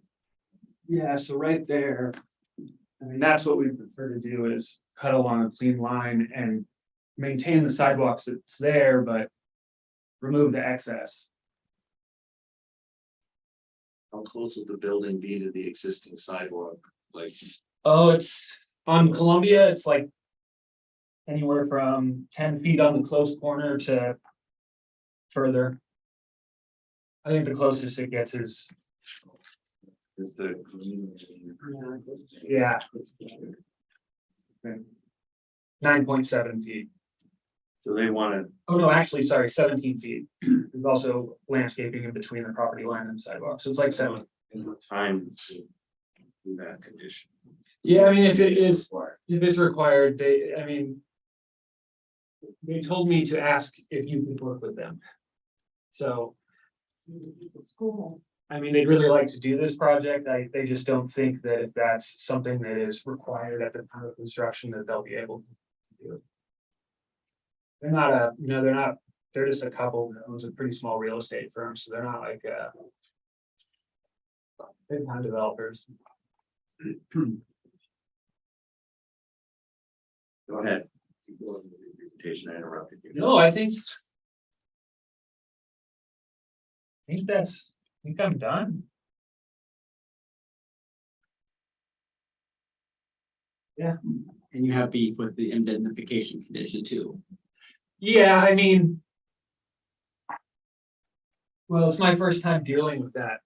Well, let's not waste time on that. Yeah. I don't think, when somebody really is thinking about proposing an indemnity provision on the sewer on these, on this. That would not be something I would think about, so I don't.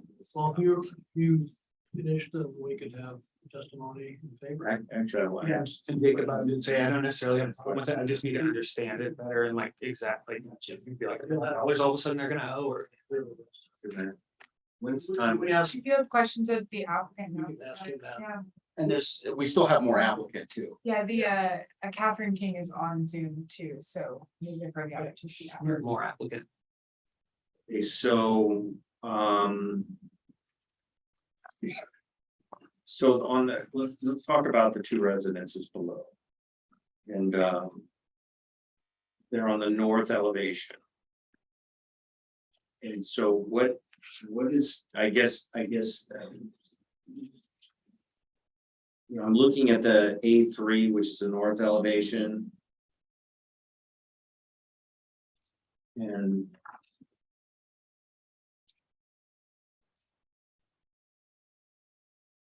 so the bottom would be the residences.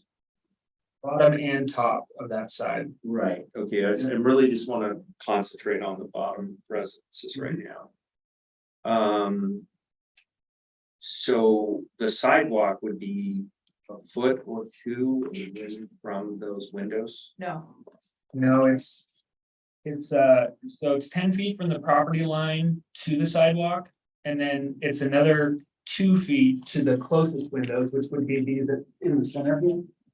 So 12 feet to these, and then 22 feet to these. These are set back. Okay, so I don't know, maybe I missed it, why? Yeah. there's an extra, I'll go back to the site plan. Yeah, it's an odd right of way cross section. The right of way is huge. Yeah. That's what I mentioned, the street trees along there have 12 feet of landscaping in the right of way that helps screen those entrances. That's what I was trying to address. I'm getting it maybe the second or third time around. Yeah. No, that's okay. I just, sorry to. So if you look at the bold dashed line, that's the property line or the right of way line. Right, So that's the 2 feet he's talking about to the property lines, but then there's an additional 12 feet of landscaping to the sidewalk. It's public right of way, like someone could walk along there, but you wouldn't want to. okay, and then and so what's the proposed buffer? Like what, because there's a buffer that was discussed because of the, So the Oh. buffering that we're talking about is in this area. Yeah. And that's in our development code, they're required to buffer between compatible uses. So we've got commercial here, residential here. And so that's the only place that matters, the buffering. okay, so what's proposed to be on the street? I'll let Matt answer that. Large trees. The Street trees. Yeah, street trees and then possibly screening shrubs if you guys think that that's necessary. So we were talking, when I was asking questions earlier about the 20-foot setback. Where, is there a 12-foot setback or no, would there be 20 feet from the right of way, is that it? Setbacks are always measured from property lines, and so there's a 2-foot setback along this line that we were just talking about to the building face. We're not talking about to the roadway, we're not talking about to the sidewalk when we say setback. It's 10 feet from the sidewalk, 10, 12.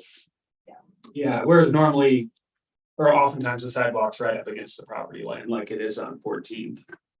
Okay, another question.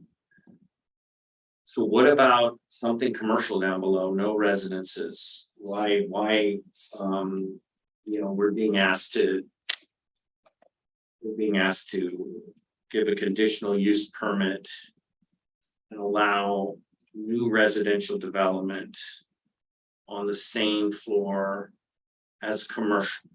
And so I guess I'm gonna ask the developer and they can answer the question, why don't we make that commercial with residents above? commercial below, residence above.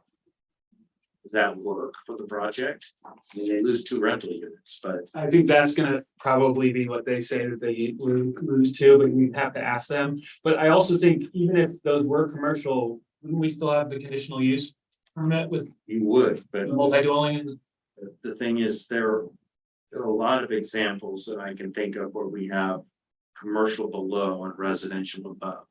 Right, and it's kind of a model that exists in different parts of the city. And is semi kind of where the city's trying to head, you know, generally speaking. Just, this is me talking, Yeah. commercial below, residence above. Yeah, okay, yeah, we may grant a variance, but it's the commercial on the first level that I'm just asking more questions about. Because it does change the character. If you're driving by a residence, it's not a business, it's not a commercial enterprise.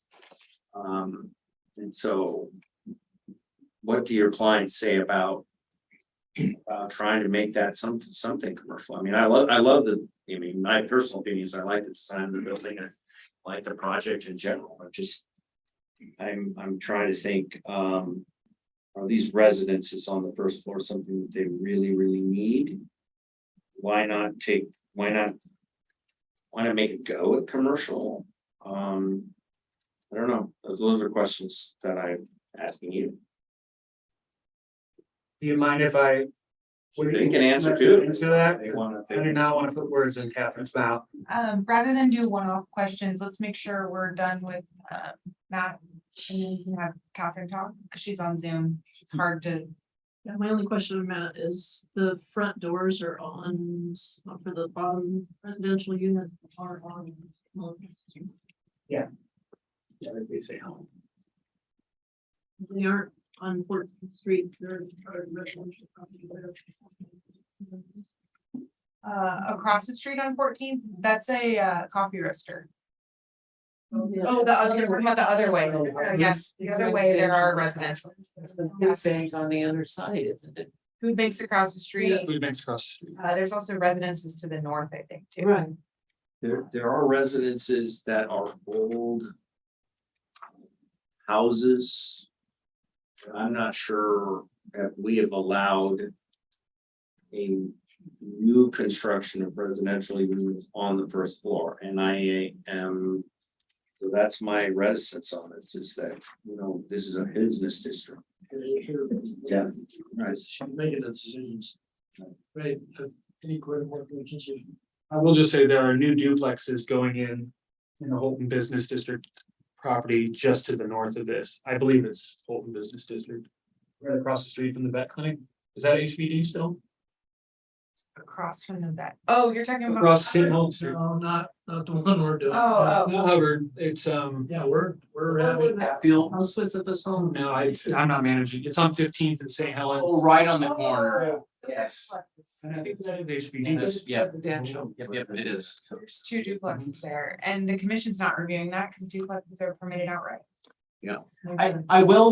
I think there's some local legislative context that might be important for the commission. Some of you may remember this. So the planning commission, before my time, though I was here when it was enacted, before the last Great Recession, there was concern that, oh, residential is gonna take over everything. And so the city became guarded in the zoning district as far as, you know, residential becoming overly burdensome. And there was a rule that was established that said no residential use on the ground floor whatsoever. And that meant even existing single-family dwellings. You know, if they were discontinued, they lost their non-conforming use, they'd had to sit there and rot until they were used for commercial. So several years go by and we're like, oh, this is really stupid. This is just gonna create blight. And so we revisited the rules and we revisited it while at least 3 of you were on the, I'm sure you were here, Russ, when we did that.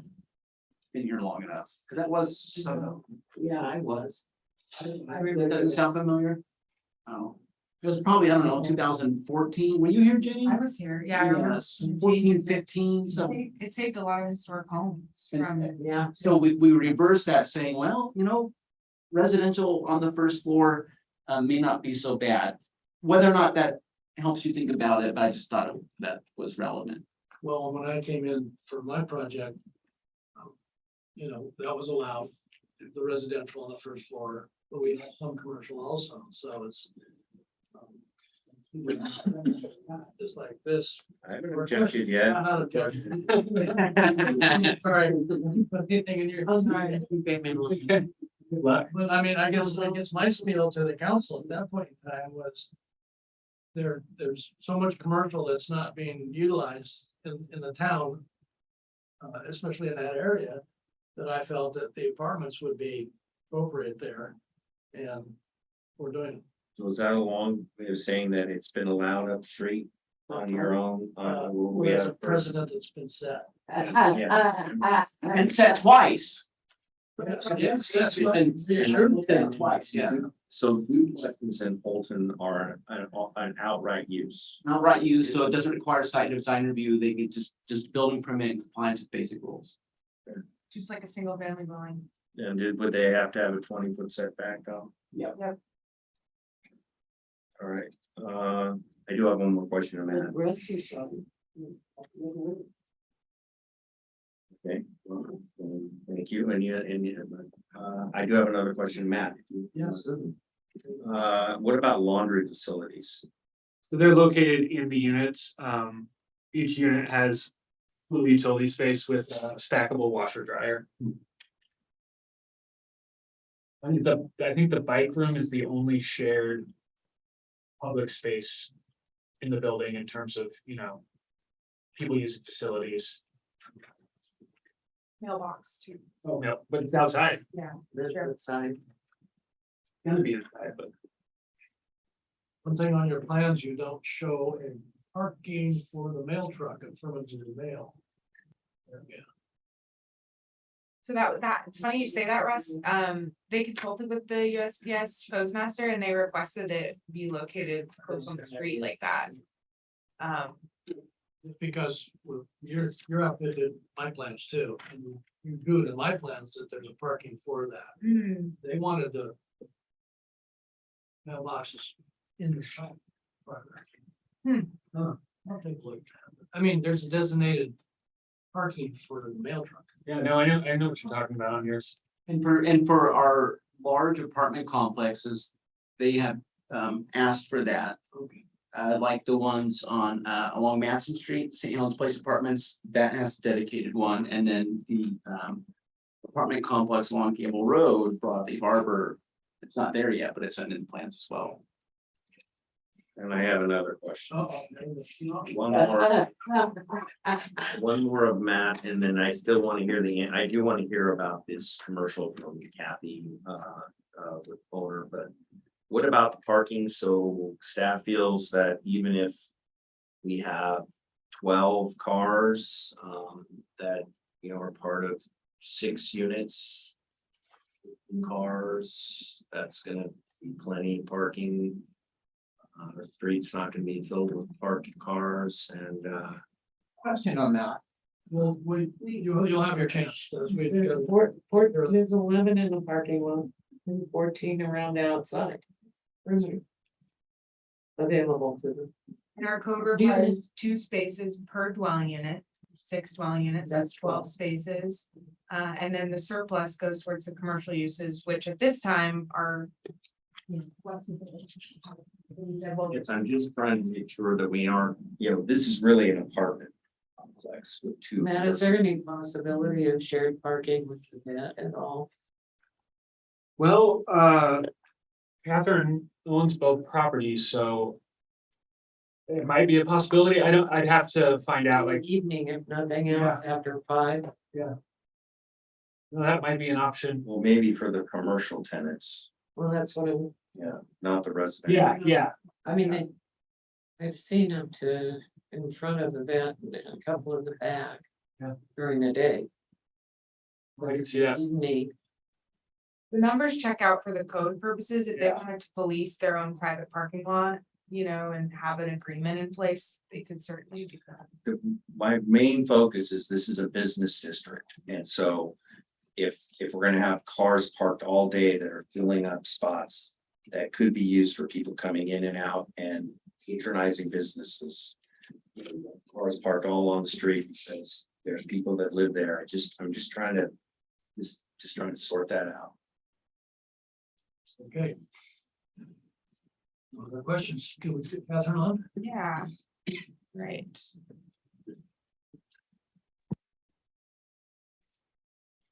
Catherine, do you have a video? Yeah, you do. I do. Okay, great. Hi, everyone. Hello. Catherine. Thank you for hearing our proposed plan this evening. So I'm here with my husband, Gavin Carpenter, and we did purchase the building that the vet clinic is located in. And we had an interest in this particular parcel, 2 parcels. And a prior purchaser had requested that the former owner divide these. And we had an interest in actually having all of the parcels, but to give you some context as far as our acumen with development, we've built 2 duplexes over a 20-year period, both of them on existing properties, one where the prior existing residence was able to be saved and another one where it came down. And we also built an ADU and went through the design process to build that. So our interest was in, many years ago, I was introduced to St. Helens and found it to be a lively community with an artsy feel to it. And I think it's a great place for investment, but we're not by any means big developers, anything like that. I've been just a self-employed broker for approximately 25 years. So this is our next stab at trying to do something a little bit bigger than the last project, if that makes any sense. And during the initial plan review, we did actually dive pretty deeply into the stormwater wastewater system that was put in for the vet clinic. And in the initial staff meeting, it was found that it actually did meet the litmus test for capacity for these 2 parcels specifically. And to address the parking, as far as I understand, for the code standard, I think we have a very sizable surplus of additional parking spaces. If I recall correctly, it was on order of about 9 additional units beyond what was required for parking for the use we're proposing with what was around the 4 sides of the street existing already, and how we are proposing the layout of the parking lot and entryway and exit and all the flow, to make this plan meet with the city's requirements. And then what I'd like to say is, with the design process for the apartments or, apartment homes, these were considered with nice size square footage, nice size bedrooms, open living space, so that if you were to be cooking with your, cooking in the kitchen, that you could be visiting with your family or your friends, an open design, and designed to be more middle housing style of housing stock. And when we actually went for our initial planning meeting to go, which is what generated the list of things that we had to go back and address in our set of plans, it sounded like City of St. Helens is actually encouraging mixed use. And we did hear at that point in time about the additional, some other development that had happened where residences were allowed on the main. Where it falls into play with commercial is that it does not make financial sense to build this building with commercial all on the main. And it just simply has to do with cash flow. The building will not support itself commercial has a far higher vacancy. So we can encourage, residents who want to live and play in St. Helens and like all that St. Helens has to offer. Hopefully they will be, participants in the community, living, working, gainfully employed, adding to the economy. That these are not designed to be entry-level apartments. The inside and outside will be, they have already been developed with care. The design, I think, is unique. It's got a bit of a mid-century look. And, we have a desire for an attractive aesthetic outside, inside. These aren't just going to be boxes, wham, bam, kind of slap it together, stick a warm body in there type of apartment homes. But essentially, if it was just 4 apartments, it just wouldn't make financial sense. It's already not making financial sense to build this. As you're very aware, the, Fed has raised rates, I think approximately 5 times in the time that we've owned this and been working through the development process for the plans alone. And so at this point in time, we're taking a look at how long will it be before we would lose our, ability to build and pull our permit, because our hope is that, they are able to abate inflation. The cost of the money will become more affordable so that it makes sense, it pencils to actually build the project. If we had to do commercial on the main, which could in all likelihood remain vacant for 1 year to 2 years before it's even leased up. That's why we want to leave the shell a little bit ambiguous so that we can negotiate with a tenant to do tenant improvements and build it out as they desire. If we had to do the whole main floor that way, we would be looking at just essentially cutting our losses on the development costs with Lower Columbia Engineering and, just waiting for some opportunity to potentially just sell the property to someone else. Residential actually makes the project potentially viable. It's not even viable at this point, if that makes sense. And that was the only thing that I had to say. We have a desire to add something nice to St. Helens, and we just hope you'll consider the plan. Gavin wanted to You have talk. something, Gavin? Oh, yeah. Should be all done.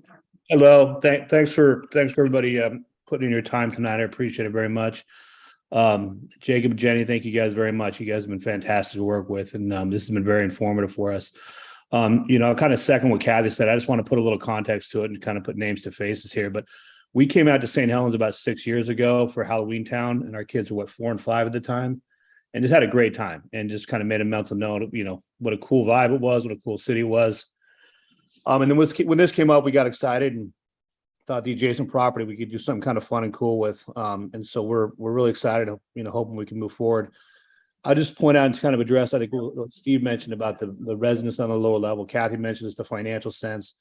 The other thing is just, my 2 cents on this one was that we wanted to play to our strengths, which is we have a couple of rental properties. So we know the residential side, and Kathy has a property management company. We know that very, very well. We wanted to we know if we got residential units there, it makes good financial sense, and we know we can keep those rented out.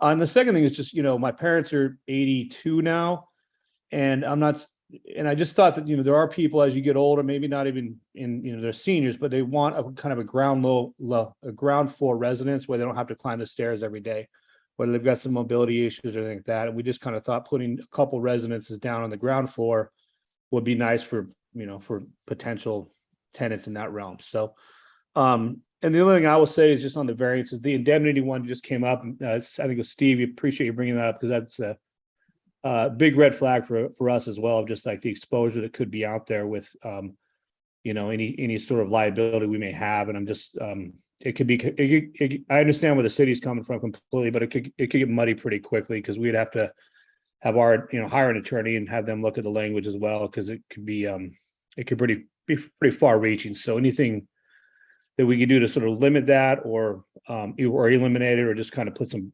parameters around it with some very specific language would be very helpful. So anyway, really appreciate you guys. We're happy to answer any other questions. So thanks.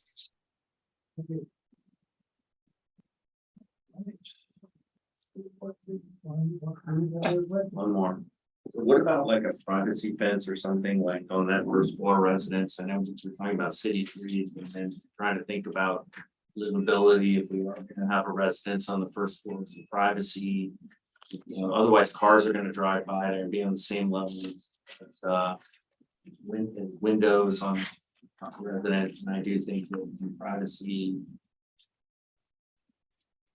We call all the people there, and we take that as essential requirement.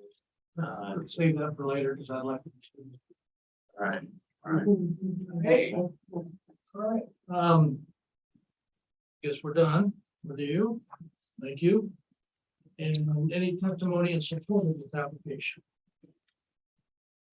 Any neutral testimony? Any testimony in opposition of this application? Questions on parking, you You can come up and state your. Absolutely. Mark Cooper, 125 North 13th Street, St. Helens. We walk the area, I've lived here 60 years. We walk the area all the time. And right now on 15th, there's no parking. And on the existing building, it's yellow, the full length of it, there's no parking there. So you have no parking and no parking clear to here. Those aren't parking spots. So along with that, the existing building uses those plus the ones across the street now. So you're on the right track. Parking is gonna be terrible. For the simple fact that when you looked at that building, you said, oh yeah, look at all this parking. What was their parking? You know, everybody can't have the same parking. So if you're including all the parking all the way around it, it's the street parking. It's not that unit. Because the cars that park on this street, walk across the street, you're gonna have other buildings that are gonna come next to the food bank. Isn't that coming out of the ground? Somebody bought it. It's gonna be a commercial building. They're gonna have to have parking. They have no parking now. So Mark, you live in the area? I live, about a block that way. About half a block from. Okay. And do you use the parking in the area? Just, I mean, do you go use it? No, but here, I took pictures. So this is all the people that work at the vet's office now.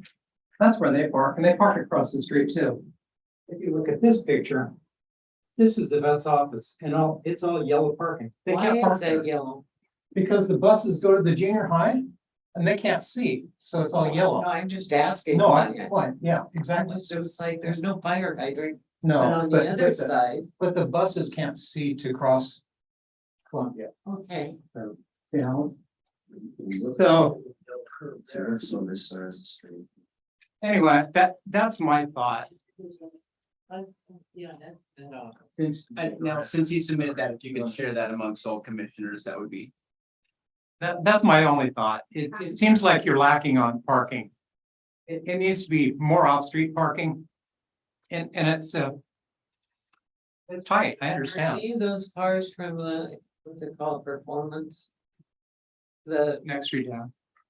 okay, Um, because they've got cars all over the place.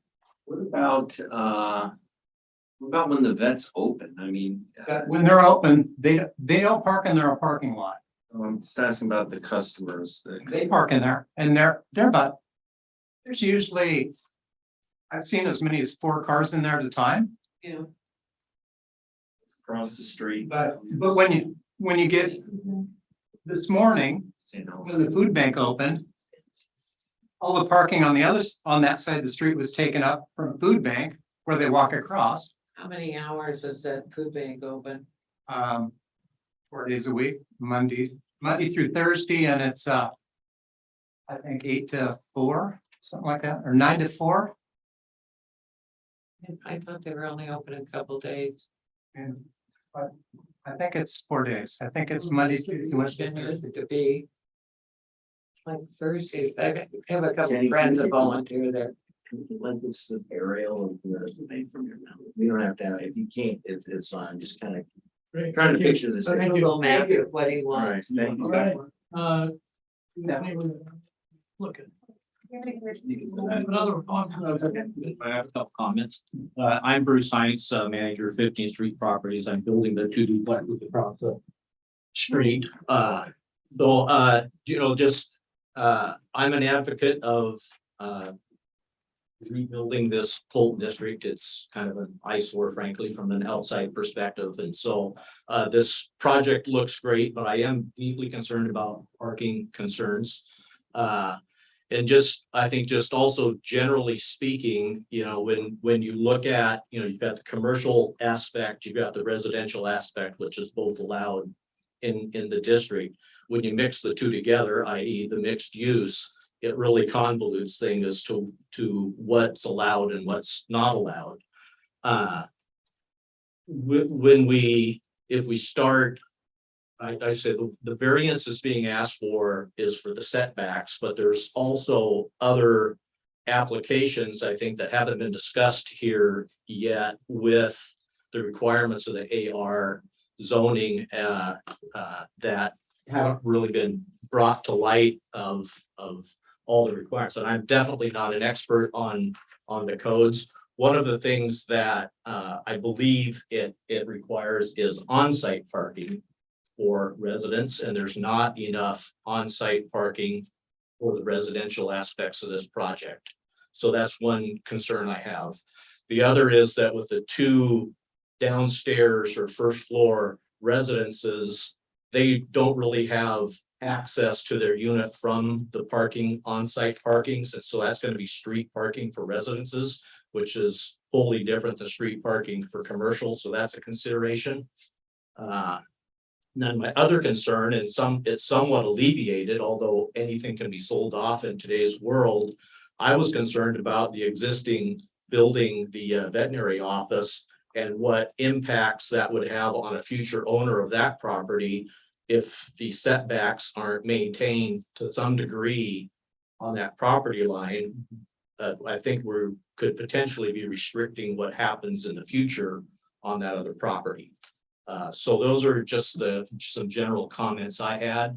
I'd love to see that be built out, but we want it to be built out so it's good for the whole community, not just for, it seems like we're trying to maximize what's happening on that lot for the benefit of the developer, which if the developer's needs aren't met, they're not going to develop. So it's a kind of a double-edged sword. I get it.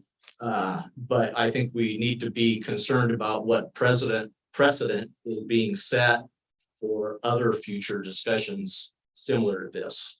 It seems, if this was a commercial application, which is what the layout typically is here, not a problem with it, because with commercial, you have the, come and go. You don't have necessarily cars lined up in the morning when buses and kids are walking up and down the sidewalk. So it kind of brings a different dimension into it when you put the residential aspect into it.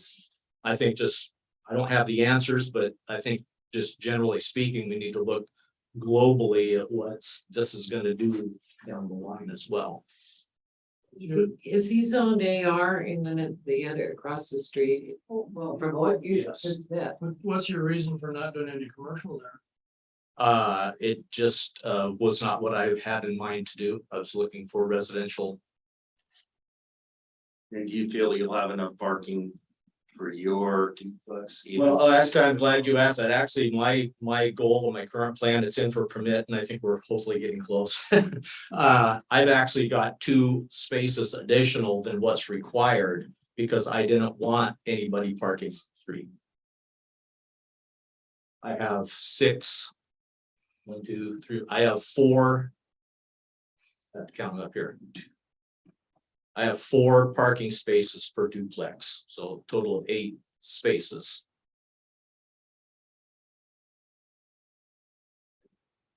Thank you. Great, thanks very much. And then we just along the lines of this, I have one more question to staff, so I on it. Yes. We need to make sure that there's not anybody else who wants to speak first. And Steve, did you have a question? Yeah, I'm just help me again. Thank you. Is it? What is the code on the number of parking places per unit on residential? Yeah, it's simple. It's 2 parking spaces for each dwelling unit in this circumstance. So the way they have 12 somewhere on site here? If I could just add it, it's also 15% for visitor, correct? So it's 14 spaces. They're not in addition. Oh, 15% of the total. Yeah, it's 15% of the total that they're providing. okay. And in this district, it specifically allows on-street parking abutting the property to count towards your off-street requirement. It's very explicit. They also have a lot of on-site parking provided. So they have both. It's in surplus of our code. There's also something about commercial could be used by the residential. Yeah, I think you're talking about like a shared use Shared, agreement. Right. We're not requiring one in this case, but you could. If you want, if you were concerned about parking, you could potentially raise that with this vet's parking lot across the street. That's something the commission wants to consider. We can talk about adding a condition about that.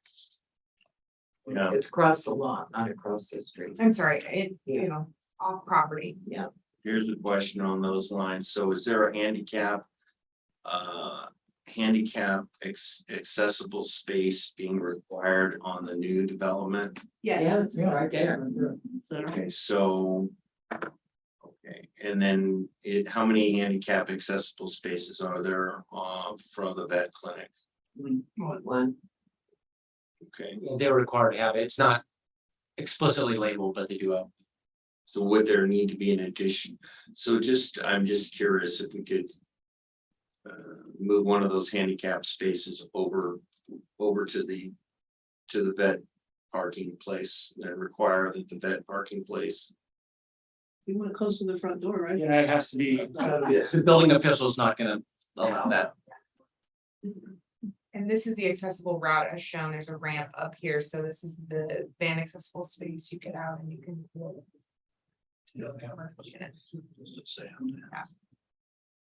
Also, the ground floor apartments have to be ADA ready.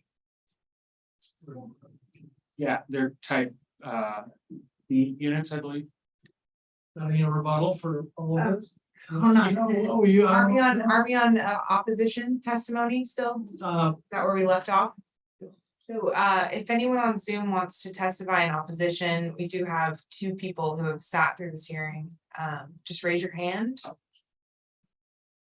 Forgot about Zoom. Okay, not seeing anybody. Okay, did I miss anybody out there? Who wants to speak? I just wanted to respond. Time for you to come again. Now you've got.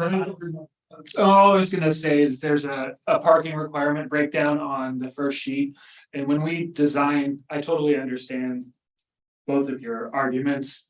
But when we designed this site and the amount of space we allotted for the building, we took into consideration how much parking was required by the code. And per the code, we were only required to have 3 on-site spots. So really, we're providing almost 3 times what the requirement states. So it's my only rebuttal on that. Can I make a comment? I make a rebuttal. It's up to you, Russ. Yeah, why not? Well, Being a neighbor. well, my goal is just to have adequate parking and I guess it's just a point of protocol here, but I didn't understand we were asking for a variance for parking because the AR requires on-site parking. Is that not correct? No, No, Jenny. there's not a parking variance being asked for tonight. Okay, the commission has asked all the final questions. Well, I think that Jenny wanted to go over the other variance. We wanted to go over. I just wanted to walk the commission through the proposed conditions of approval, since that's the remaining part of the staff report we have not gone over. I think it'll be quick because the applicant has sort of agreed to some of them. So everything in red is where the commission needs to make a decision in deliberations. Everything in black is just a recommended condition. So the first one is I'll wait till you guys can go. Yeah. On page 22 is the start of the conditions. So I'll answer that just so while they're doing that. So if the apartment residential zone explicitly said, now the zoning district section itself explicitly talked about mandatory off-street parking, that would be a correct statement. But that, it does not, it simply refers to the parking chapter, which describes the quantity required. And then the zoning district says, when you have that quantity, the on-street parking can contribute. Yeah, I understood that. I thought, but it also said if there's residents, AR requirements apply and AR requires on-site parking. The zoning district does not explicitly require on-site parking. Wait. So if this were part residential, what would be the requirement? If we were in the AR zone, Right. they would have to have all their parking on site because the exception in the Holton Business District wouldn't apply. The exception that allows on-street parking to count towards off-street requirements would not apply. If we were in the AR zone. Okay. I see what you're saying. You got me thinking. Okay, well, that's. Well, we better check the technicalities. Right. Well, and so just, we're not deliberating yet, but I think we need to be very careful when we're talking about businesses that need foot traffic to survive. Very careful. Anyway, that's deliberation. Go ahead. What's next? Sorry. Okay, so the first condition is just about the time frame duration. We always have that condition. They are allowed to have a extension of time. I know the applicant talked about wanting to potentially extend the improvement time. I don't know if we want to address that, Jacob, about timing of frontage, but if the commission wants to talk about that, we can talk about that. But this first condition is just about the approval time duration allowed by the conditional use permit. And then the variance has their own time frame allowed. The second condition is these are all the things that we need prior to building permit issuance. And the first one is revised plans that include, and then we've got all these things. So the first one is revised plans either need to get rid of the window or add privacy glazing to that if the commission opens that. So that's the first question. We want to get rid of that bathroom window that is too close to a sidewalk. Or do we want to allow some alternative to that? Okay. I saw the blazing. So our code doesn't contemplate a vertical distance, it only contemplates horizontal. We had to answer that question. It's a great question. So the higher they raise the window, it doesn't matter. It's still 2 feet away from the sidewalk.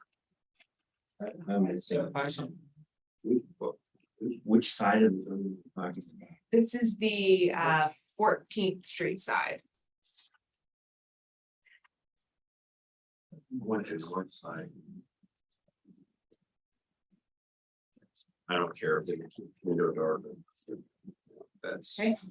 Anything else? Check the I bond. think before we go to the new building variances, shouldn't we be talking about whether we're gonna allow this thing in the first place, just generally? Is there a reason why we shouldn't do that? Sure. Yeah, I thought it would be useful to walk through the conditions, but you guys are running this show. Yeah, Dave, what do you think, Brett? Should we walk through the conditions first? If we decide if we want to do this? Well, I think we could go through the conditions to see if there's any items that will. Okay. Close the hearing. Boss. Yeah, should we close it? Russell, can we close the hearing? Is the hearing still open? Well, yeah. Anyways. We can close it. Okay. We didn't have a rebuttal, so I think the script talks about. The commission doesn't have any other problem. Well, I may have questions along when we go through these things, so I. Well, you can have specific questions for us, right? Yeah, for staff, but no longer these guys. Right. So The public record is now closed. Now, hearing no further questions from the commission and no further responses from staff, the public record is closed. And this matter is returned to the table for deliberations and oral discussion. Okay. Okay. So.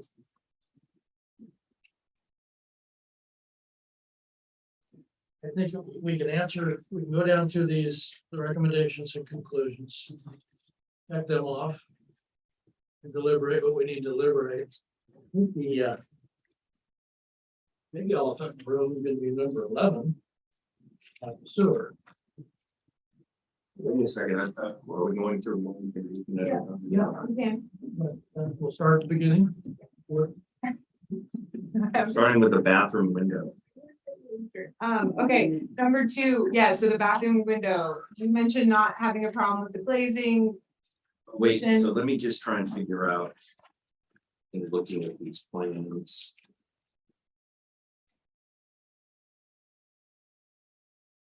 This obscure glass. Yeah. What do you think? I'm okay with this. Yes. Steering. It was, Yeah. Yeah. it was on the west elevation, correct? Yeah. I think they did go for that. Oh, no, I'm sorry, it's on the east No, elevation. it's It's kind of a transom looking, long skinny, clear story, I think they're called. You would, if you were good, you would want to make a finding about glazing and its size and location. I was looking at the wrong elevation. It's this one, right? Yeah. That looks like the right size. East elevation? That's it. Yeah. I can pull it up, but then I have to scroll right back to the condition, so I just, need so many. So what about Have fence. east elevation? There's a window that is too close to the walkway. Only 2 feet from the walkway, the code requires 5.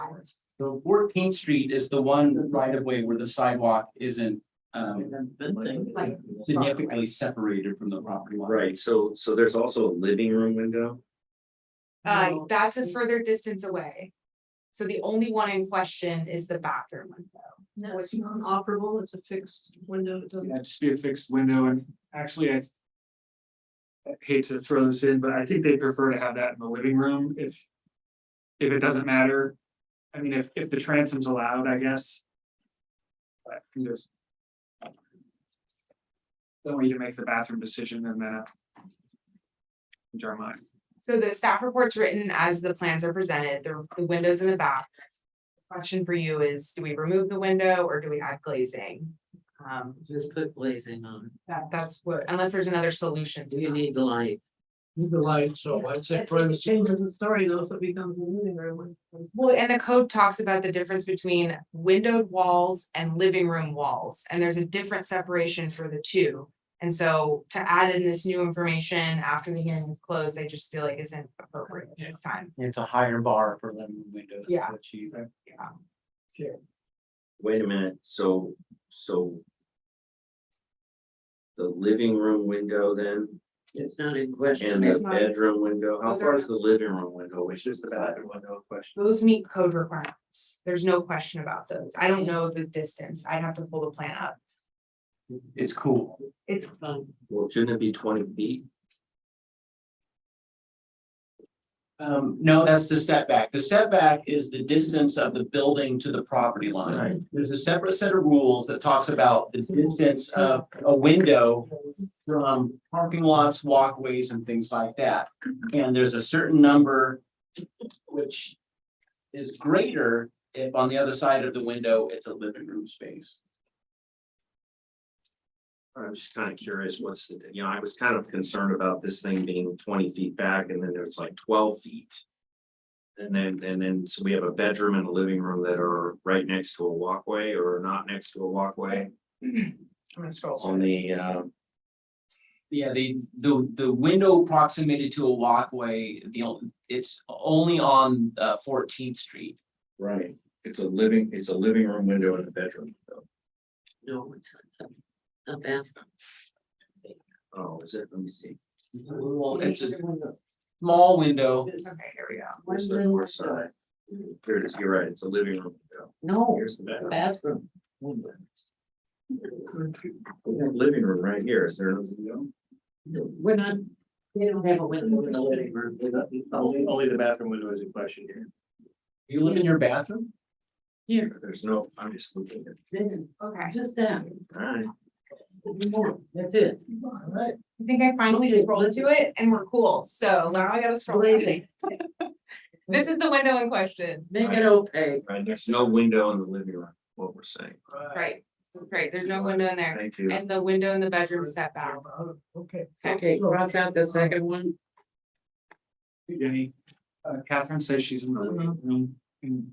Oh, I let her in. Yeah, I saw she was like disconnected or something. I got her back in. Sorry, Okay, Catherine. so He's lucky. privacy glazing, we're going to go with that. Okay, great. Okay, Item 2, the pedestrian walkway. And the applicant testified they're comfortable with adding that, so we want a plan revision that reflects a walkway from the parking area down to the sidewalk of Columbia, so they don't have to walk in the vehicular aisle. So that's what that is. Okay. This is the plans for construction of Columbia Boulevard frontage. This is a big one, if not same, I think this is a complicated one compared to the 11. This is the one that they're asking us to work. Yeah, Right. that's right. Again, it's a block.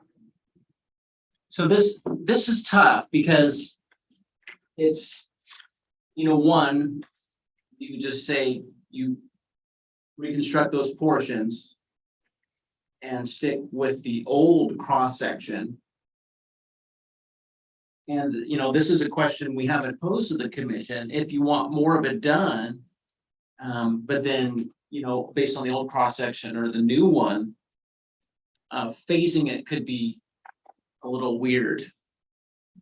This can help me visualize. I'm struggling with this one. So we have new sidewalk, old sidewalk, new sidewalk. So aesthetically, you'd be looking at. Couple shades of gray.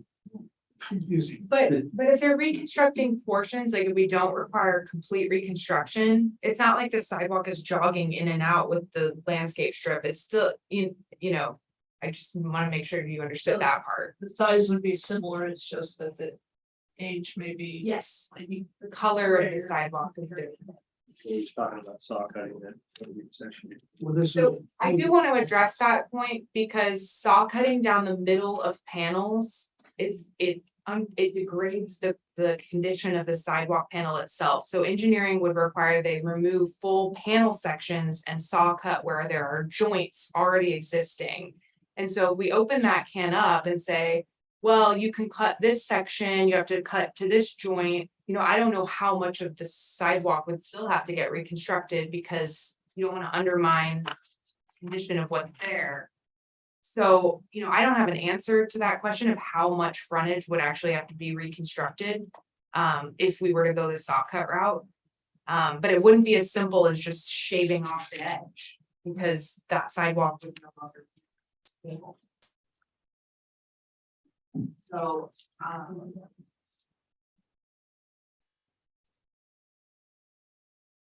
So the master plan would have, we still have to hold up. Jen, yeah, so we're not recommending the curb extensions. okay, I think that would be too much in cost, and engineering also felt uncomfortable having one curb extension, but not the other side. Just because that's weird for vehicular traffic. We want to do them both in tandem. Why can't the city be responsible for those both out? We could, yeah, that's what basically what we're As saying is opposed that to them. the city would have to do a larger street improvement project to do multiple curb extension projects. But at they've been doing them once. all over the city. Curb extensions? Well, no, but I mean, they're doing the handicap ramp and all. Yeah, there's a difference between a curb extension and redoing the ramp that exists. Because a curb extension actually extends out into the I street. call them a bulb out. Yeah, right. Just to clarify. Are there's a you difference. requiring them to do that? No. Engineering is requiring reconstructing of ramps that are no longer ADA or that are not ADA compliant. Which the city has been doing all over the city. That's right. but not curb extensions. In fact, I don't think the city has a single curb extension or bulb out, as you call them, in the city. Just like, Yeah. unless you're gonna put in parklets. But that was the conversation we had, was do we require them to build these? No. And the answer was no, because we want to do it as a part of a larger project, not Yeah. just one-off curb extensions. Yeah, Okay, so we're still on the item III. Yeah. So why don't we give them 5 years to do it? I don't think it's fair to ask them to do all of that. They can come back in and apply whether we really want to do it or not. We're already giving a lot of ground on this thing. To me, if they say it's cost, it's a nice building, if this cost is something's gonna be bad, and it looks like, doesn't the sidewalk look like it's okay? Sections, It's not exciting, but Yeah, there's sections that would be a hazard to public safety, but there are sections that are in pretty decent shape. I would agree with that. The sections that they're talking about saw cutting are not, awful. There's no. we say they'll work with staff and then come back to us. If we can't, I mean, to want to work with staff, won't give them 5 years to do. So yeah, what you're asking for is 5 years to actually build them, correct? To build this section that they want to work us to work. So I'm gonna ask Jacob, would it be appropriate to require revised plans that reflect complete reconstruction, because that's where we're under right now, is just revisions to plans, but then under the certificate of occupancy condition, which is further down, to say they would have 5 years. So this condition says all improvements necessary with approved plans shall be in place prior to certificate of occupancy of the building. So we could change that to say, 5 years for this frontage improvement is what you're recommending, That's what they're in saying. other words, let's or that you're considering. encourage them as opposed to discourage. But 5 seems like a long time, and it would be as long as there's not dangerous sections of it that are gonna. Yeah, I might have to see it. we could do an assessment. They don't get it done, say you pay a certain amount of money instead. That's fine, isn't it? 5 years is long. Agree. Yeah, the problem with 5 is policing it. That could easily get lost. Not to mention these can be extended, right? So if this got extended for a year, or it's good for a year and a half, extended for a year, you're already 3.5 years out. And then the condition still applies for 5 years to allow, so you're just pushing the can. You would, And I'd like at least 2 years after completion, yeah, it would Let's be encourage after them. occupancy, yeah. as opposed to discourage. Just keep in mind, occupancy could occur 4 years down the road, and then you're still allowing an additional however many years to build them. Yeah, So just If it's, could be 6 years, could be. if they don't have to do that, will those trees here still be in the same place? Well, I think what we're considering is complete reconstruction, Okay, but with a time duration. yeah, I know, but I mean, I'm still. I have a I hard time just don't see the. Are you saying the trees there'll be a curb? Planting and then a sidewalk? Yeah, so they would look something like the, I'm talking 70 feet of sidewalk. Don't want to cement that to dig out. so I'm gonna pull up the corridor plan, which recommends the new cross section. I know, but it's hazardous. So we wouldn't have the bump outs, but it would still be that cross section. For the years. Yeah. That was walking the dog. The bump outs are considered. The new ramps will be considered as all. No, I know, I'm saying I know the bump outs aren't gonna be part of it, but the cross section will match the corridor plan. That's what they're considering right now, yes, yeah. So Russ, you were wondering what you're trying to picture it, so right now. The sidewalk is right alongside the street, When I'm in. but the cross section recommends having a landscape strip with street trees alongside the street. And the sidewalk along the property line, Okay, so it's tear everything out they've got. yes, Just do that. yes. So the trees move, they've got it in the plans. They're, Yeah, and this is a better cross section for pedestrian level of stress, right? Because you have a landscape strip that protects you from the cars. rather than being right next to the cars on the sidewalk. That's why the corridor plan recommended this cross section for our business core. It gives a little more air to the building too, if the trees are further out. You can still park all the way along there. So you'd have a temporary transition zone from the old to the new. With the lane. My problem, then having to replace that whole sidewalk. That sidewalk would be bad. I walked at least 2 dogs for 17 years each. And it was bad back then. Yeah, And it's, now we're asking them to fix something that's been broken for 30 years. Well, it's been a hole for that long with no I development. understand that, but people and the kids walk that, I'm just. Really bothers me that we're asking them to put the whole expense. You get up and. Or jackhammer it out or whatever. It's that classic question, you know, development pays for. Things like that and how much do you ask? It's, you know, that's why we pose the question to you. Actually, we're giving them a lot if we allow this development. It's a big ask.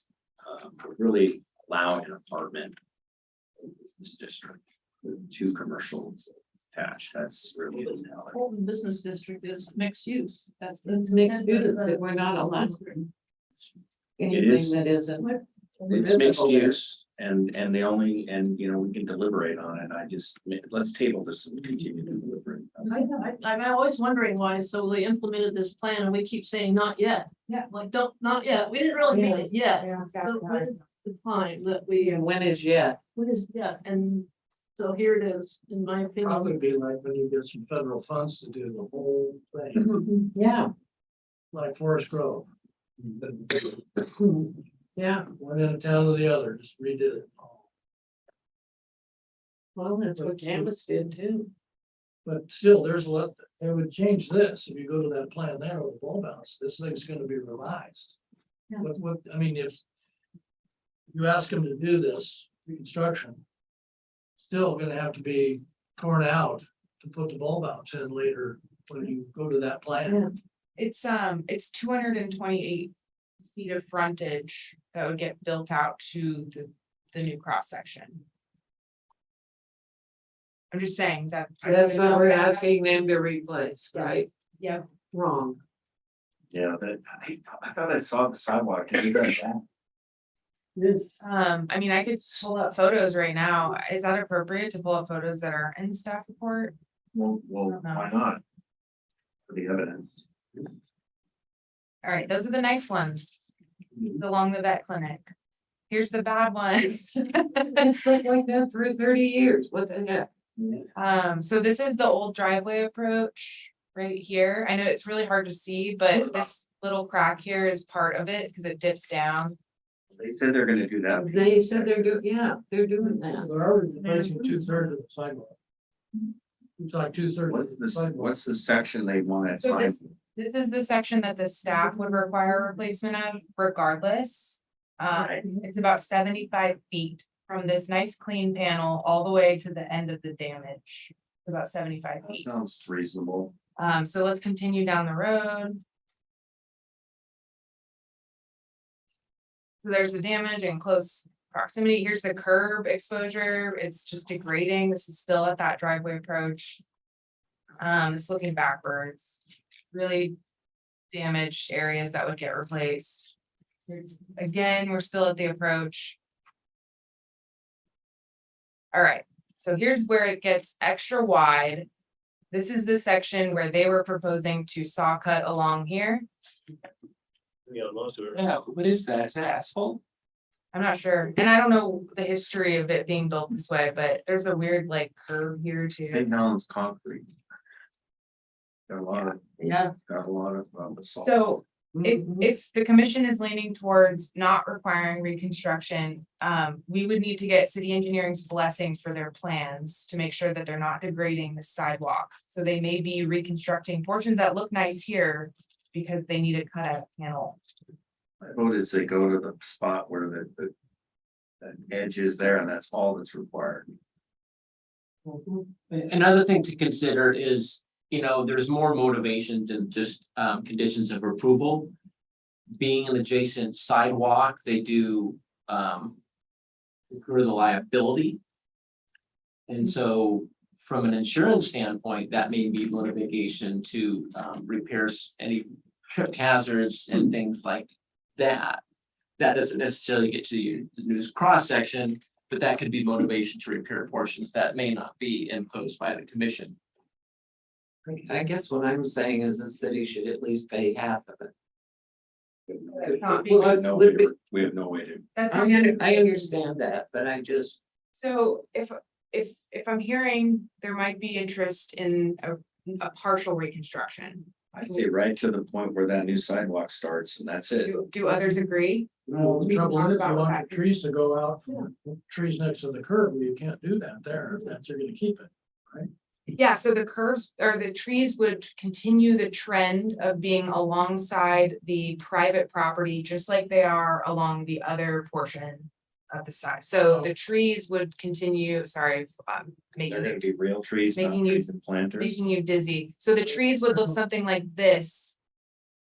Yeah, good. The sidewalk would be alongside the street. Looks like somebody already did exactly what we're thinking about doing there. There's a new sidewalk and old sidewalk right next to each So other. the difference between the vet clinic and this property was that they didn't have sidewalks that looked like this. We're not saying, I don't think we're saying don't replace that. Yeah. We're saying is don't replace the stuff that looks pretty good. Yeah.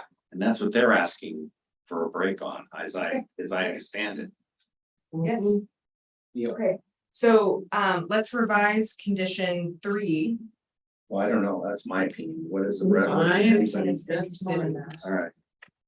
Well, I think it's just whether you want the trees on the curb, like plan, or go this route. And I think if you're intending to leave something intact, you're probably leaning towards keeping it as a curb tight scenario. Yeah.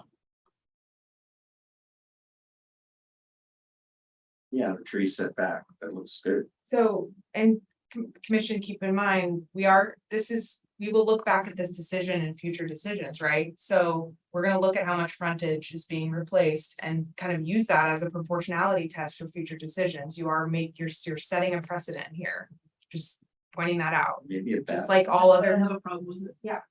And there could be over 50%. I don't know what the number is, because I don't know how much frontage exactly engineering is gonna require, but I'm just stating that. I don't like I don't like the idea of somebody having to dig up perfectly good sidewalk just because it's a different color. Valid argument. And that's been the commission's stance before. Yeah.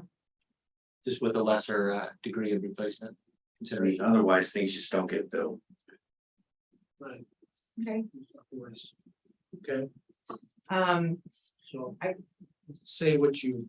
well, so if we wanted to revise 3, I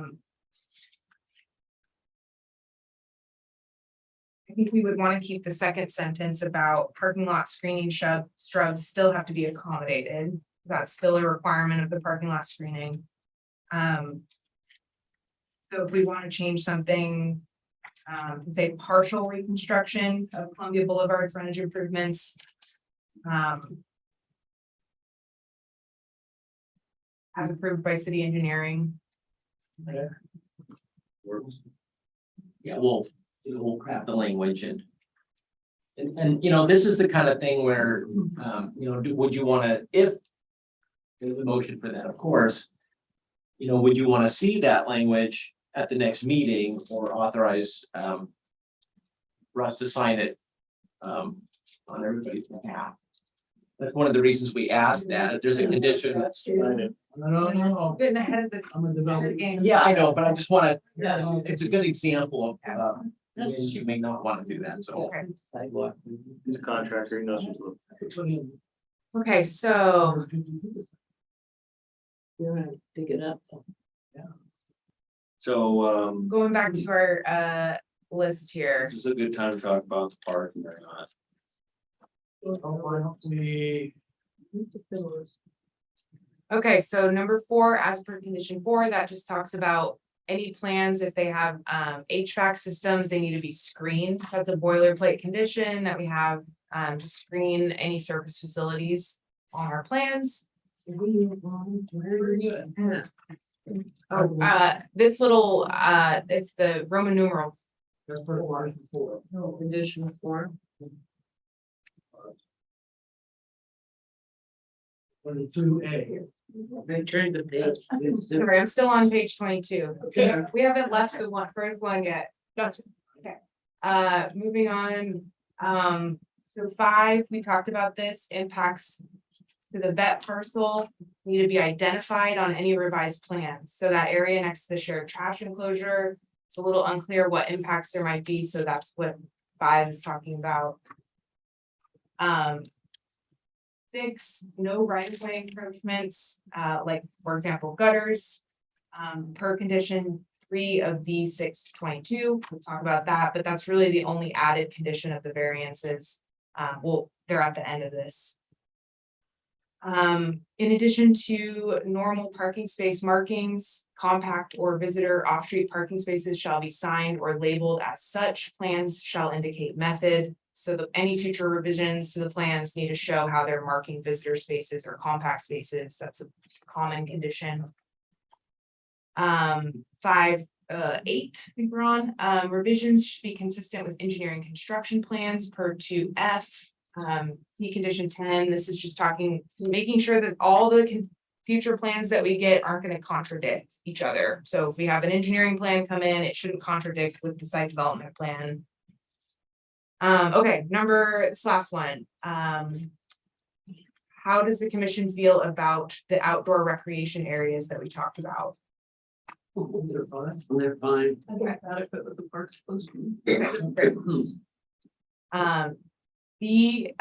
This is a covenant that binds parcel 2 and 3 together. This is a requirement of approval. They need the parcels to not be sold separately, so we'll make sure of that. C, shared use agreements and construction easements for the trash enclosure. Anything they do on that vet's property has to be legal, so we want to have those shared use agreements. That's what C is. D, it's the same thing except for the connection to private stormwater facilities. They're sharing that facility. They need to have the easement recorded and a copy provided to the city.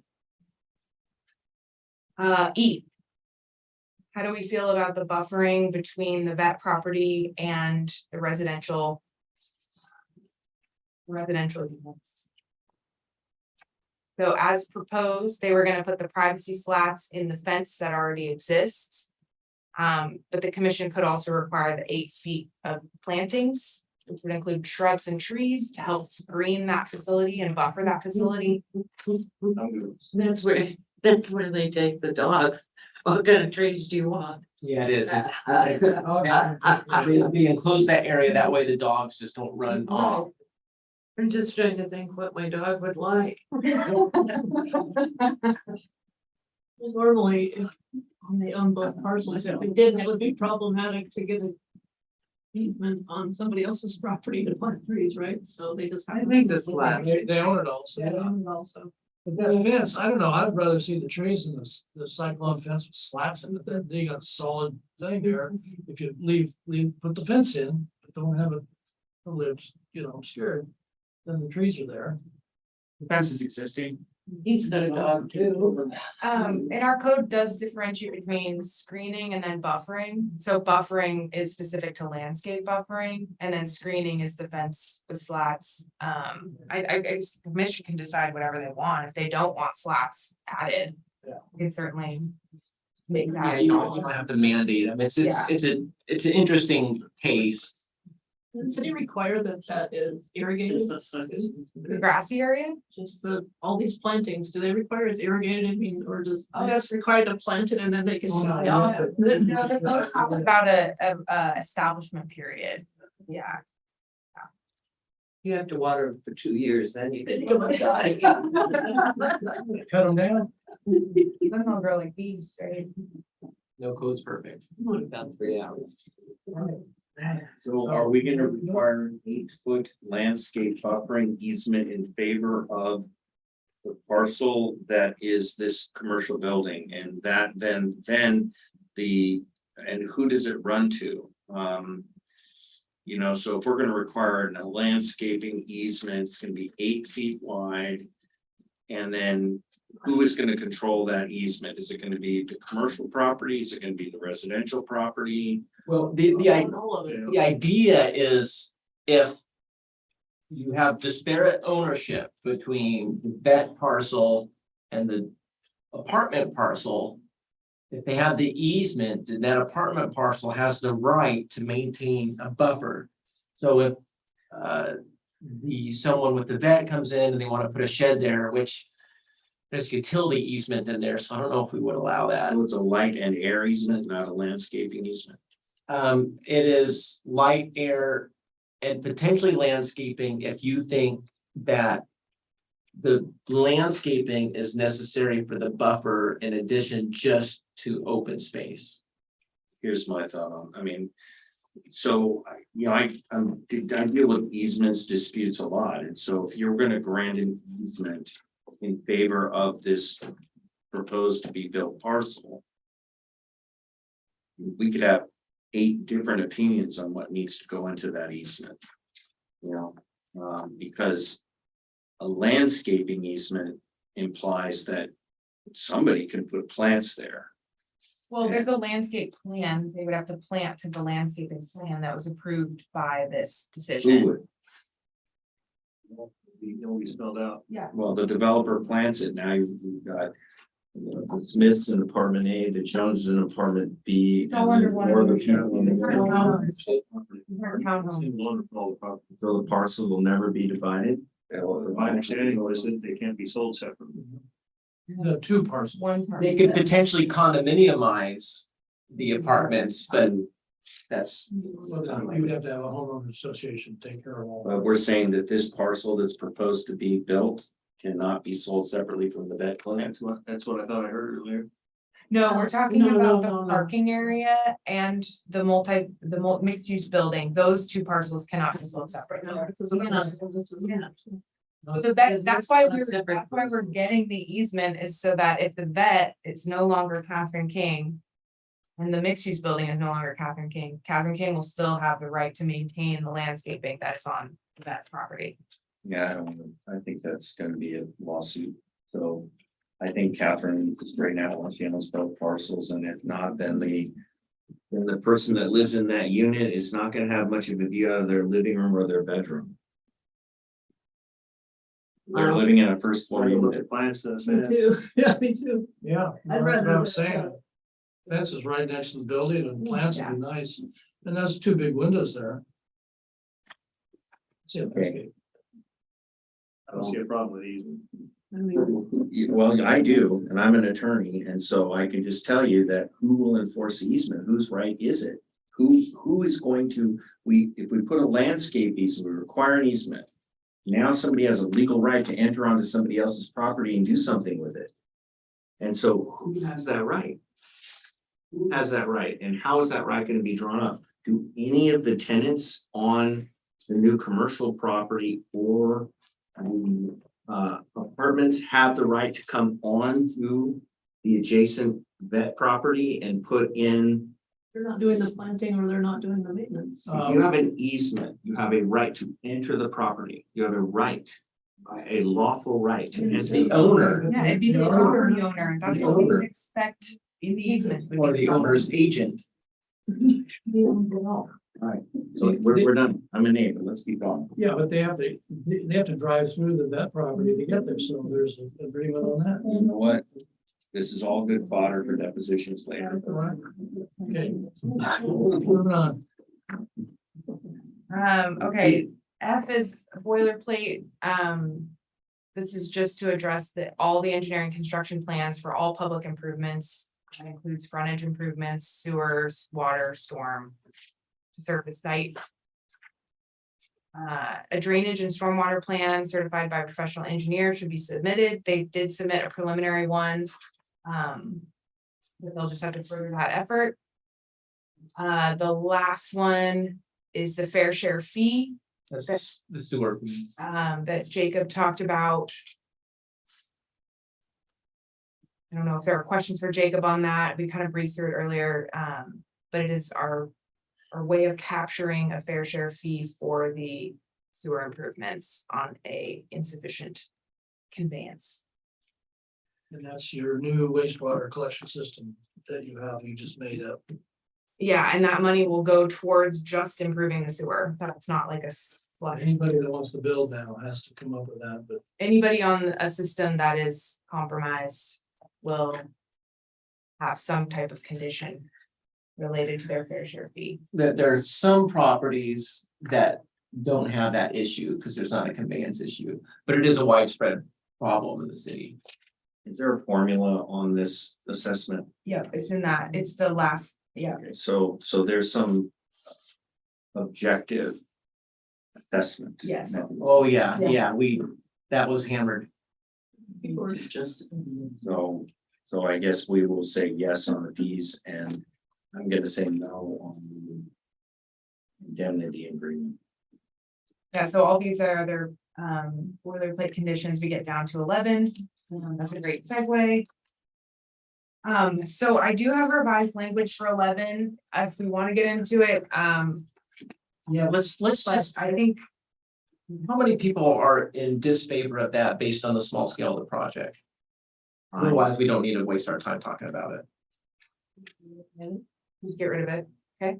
Not head nod, cool. Great. see how you can. I don't see how it can be done. I mean, you get Steve from Collins. Go after that. I can tell you, if this, if they came to me as their and said, should we, I'd say you're nuts. You're nuts. Well, it's an open- Yeah, It's an open book price wise, so if you do, you're saying, well, you get an overflow, it's all, boy, you're gonna charge you how Yeah. much? I think the key will be the small scale. We'll make findings around it being small scale, because he mentioned even if you have a 200 unit complex, maybe there's more risk and. well, they may not care, because they may say, we really want this development to go through, and we'll need a risk. Yeah. But these folks are potentially opening themselves up to litigation against the city, Well, they're also, and everybody gets sued, right? Everybody along the waterway potentially, who knows? I have no idea how this could just. they're also getting penalized, but you said fair share.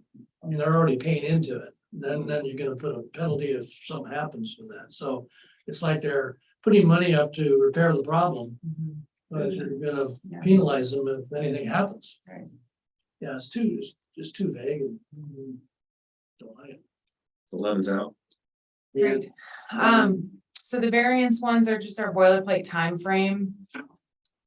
And then that absolutely no encroachments, including gutters, are allowed to project beyond property lines. With the approval of this variance, so that's the added one. Not anything special there. If we want to talk about the exterior elevations variance at all, there's a lot of testimony about the building. You saw the elevations. If there's anything else to say there. Yes, I'd like some more trim around the windows, frankly, but I don't think that's part of what we're talking about.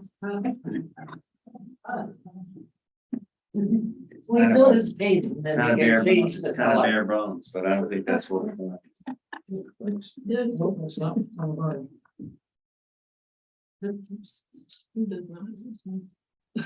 All right. That's our architectural standards discussion. I mean, yes, I guess we should deliberate on that, right? That, because we're gonna need to make a specific finding on that in the event we allow this project.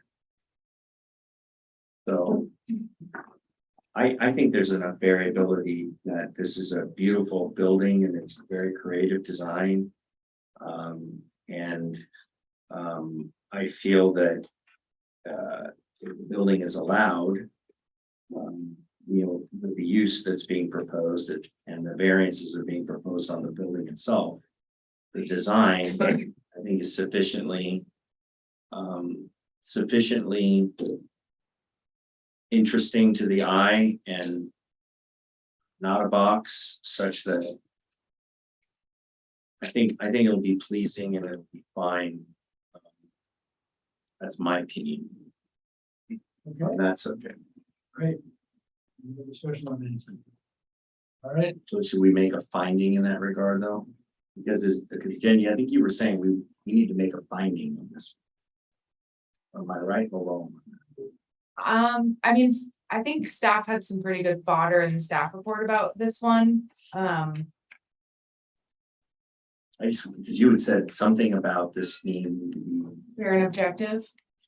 yeah, I don't know, so, yeah, it seemed like you thought a finding would help, so that's my opinion, I propose to make a finding that the building is interesting enough and has enough design to it that it would satisfy that we concur with staff and it's fine. Anybody want to second that? I'll second. There you go. Yeah. But I Can we get a know vote? what we're doing. vote. You, We're making a finding. We're making a finding in support of staff recommendations. Well, you would, ideally, you'd be doing your decision and. So the findings, if we hear that, we understand where the commission goes, and if you approve it with the conditions, then we can pull that. Well, I wanted to start with the approval to begin with, but we went to variances and findings, so we're at the end of the road now. So we're gonna go back to. We just don't need individual motions for findings prior to the decision. Motion to approve. The package with the variances and the conditional use permit. I'll second it. That's discussed. I want to. Discussion on that. Yeah, I want to discuss that a bit. You want a discussion? I'm curious, I know that we do housing inventories, but do we do commercial inventories? Does the city do that in any way? You look at vacancy rates and say, wait a minute, we shouldn't be taking two possible commercial spaces away and turn them into residential when we really need commercial instead of residential. We do, and when we talk about our semi-annual report at the next meeting, you'll see that the economic opportunities analysis is one of the things that we want to do eventually. So there's the housing needs analysis. We've done that very recently.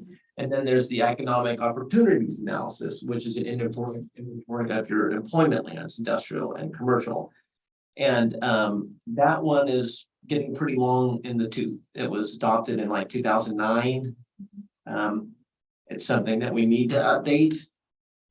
And it's on the list.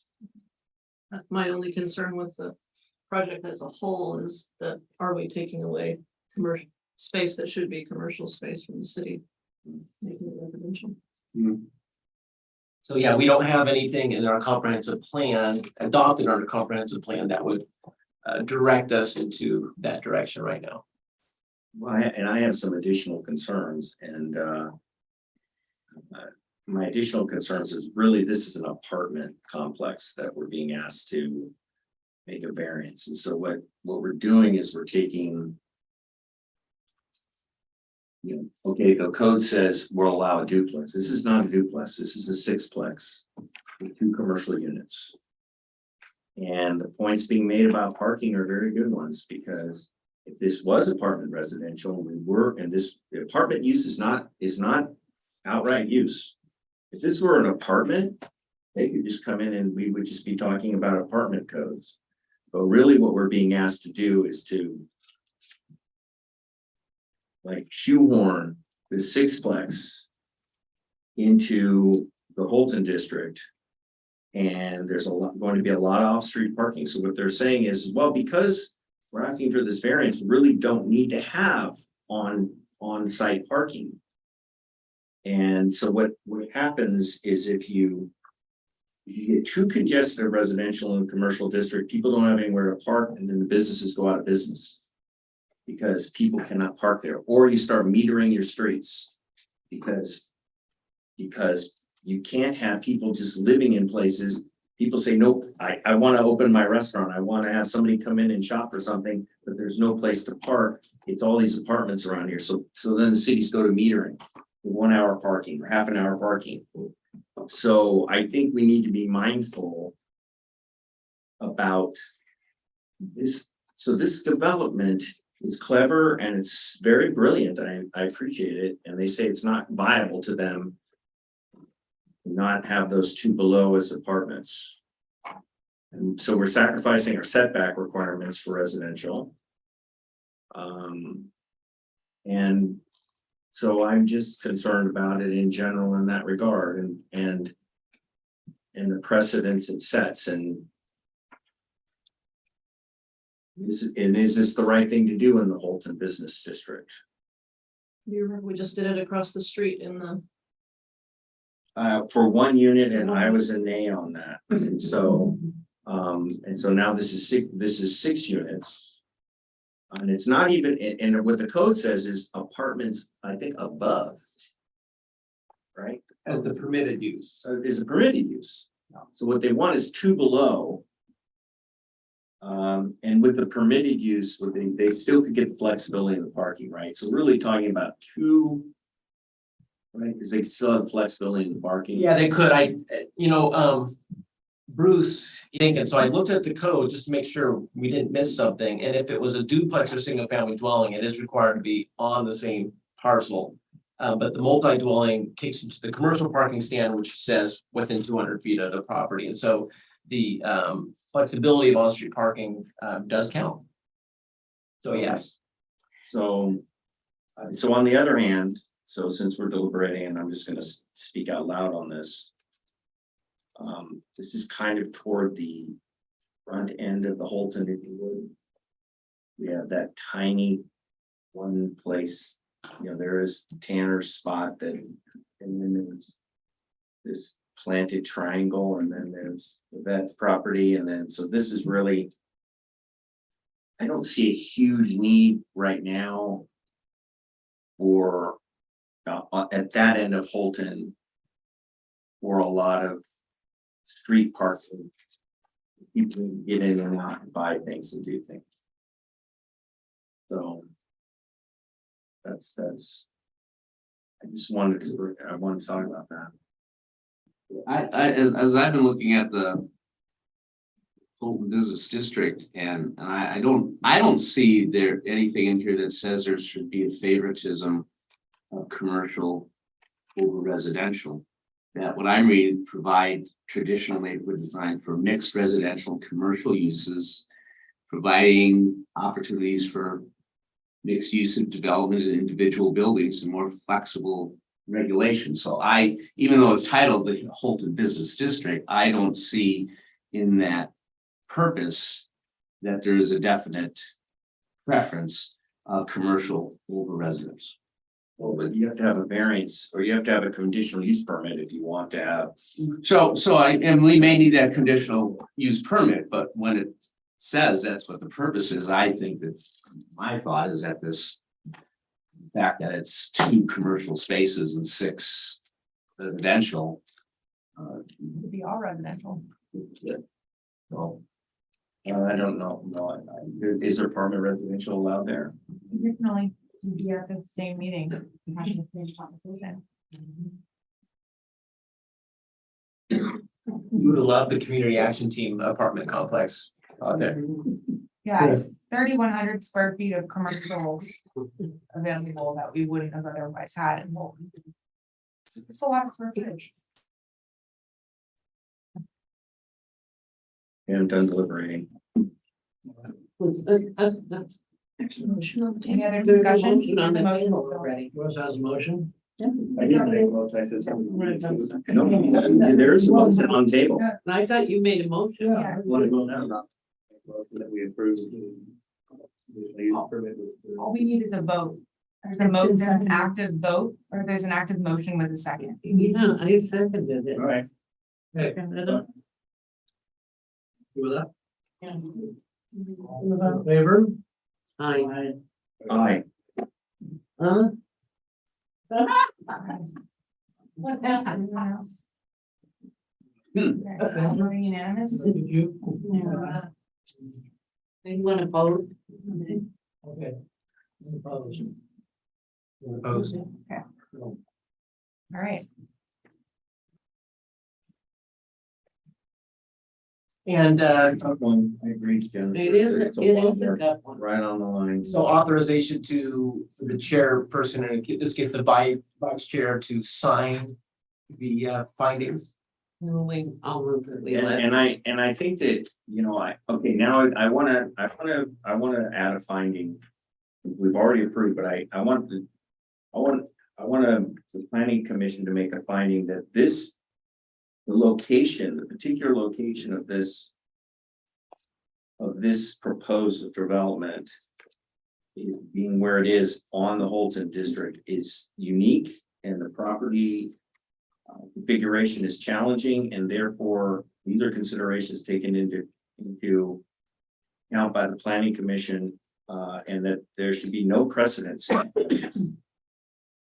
Yeah, I think the uniqueness is kind of built into the variances. Well, I'm asking for the finding.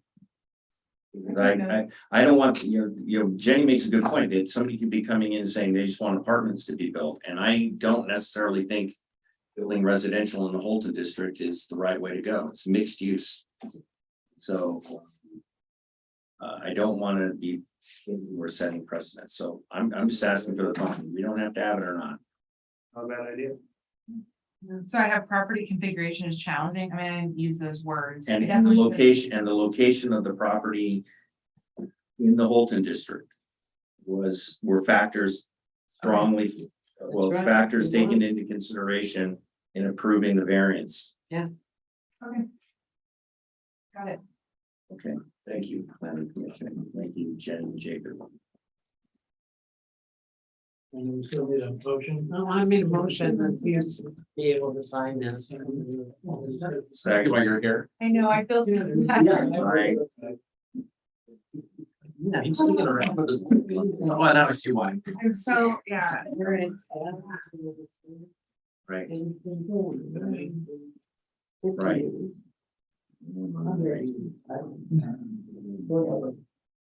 Yeah. All right, discussion items. I think we have another item. Oh, yeah, sorry. What? Jumping the gun. You're good, sorry. How about Cameron? I am pulling it up right now. This is it here. Okay, so we've got an architectural review for 71 Cowlitz, the Klondike. And Holcomb is here and he has been patiently waiting Yes. for 3 hours to talk about this, and I think it's a pretty simple one. He wants to put a new roof on the Klondike. That's the main thing. And while he's putting the new roof on the Klondike, he wants to add a roof patch. And so those are permanent exterior alterations to the building, and so we have them with the Riverfront District Architecture Guidelines lens, as you've done many times before.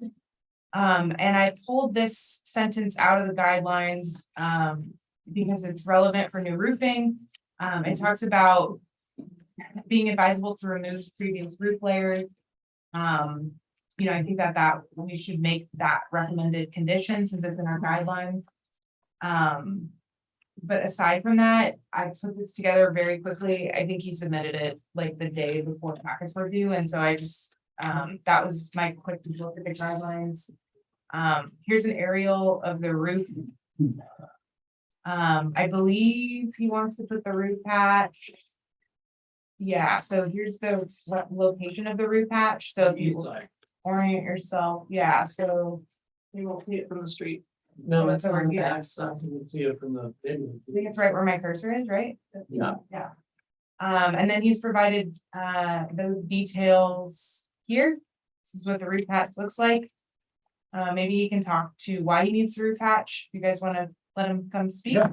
You know, if they were ghosts, that's what it would be coming out of. So the ghost can escape. That looks like ghosts could come out of the. It's been an alien. Oh, okay, ooh. So yeah, the roof is high enough that ladders don't access it. Which is why I think there's been a leak in it for 8 years or however long it's been there.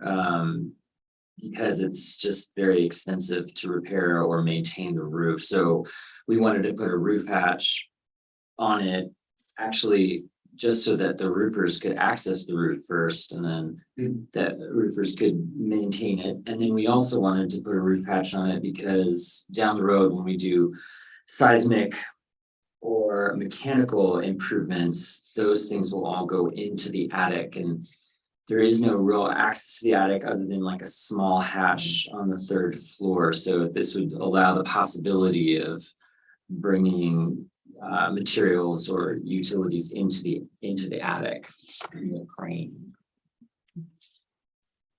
But mainly it's there to maintain the roof. It's just a very tall roof. Yeah, I have a picture of the Klondike from the. One. You really can't even see the roof in the ground. Yeah, we thought we put it on that alley side, kind of towards the middle of the property and the back end of the building. So that it would not be visible from the street. And it doesn't do anything to it historically. I think it's a great place, so you're not Yeah. gonna affect this. On the street. Do you have any heartburn about this condition? No more than 3 layers of roofing material? No, we're gonna remove the existing. Get insurance if you have 3. I don't know why that's a No, condition. that's in the building code. It's not a thing in our guidelines. It's, What's in the building code? I think it's just outdated. Yeah, maybe so. Condition is just outdated. Great.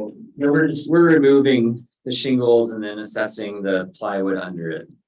And then it's some of the plywood around the leak needs replaced, it'll be replaced, and then there's a new underlayment and then new shingles. That's kind of what's going on. And then we're also gonna be assessing the existing vents. And repairing or something existing vents. I have something I'd like to add. That he's also approved to put solar on, if that's what he wants to do. No.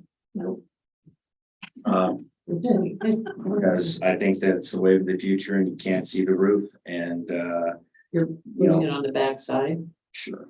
But it's not proposed. It's not proposed. I know, but he's here anyway, saying that he wants to be able to. do So a this. building permit's required if you want to put solar, it'll come right back before this commission. We don't need to talk about it right now.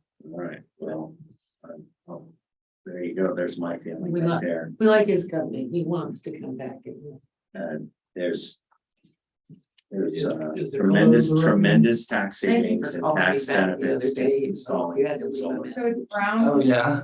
I know, the black, midnight black, that's, Now I'm like, oh. I'm calling a lot of people back.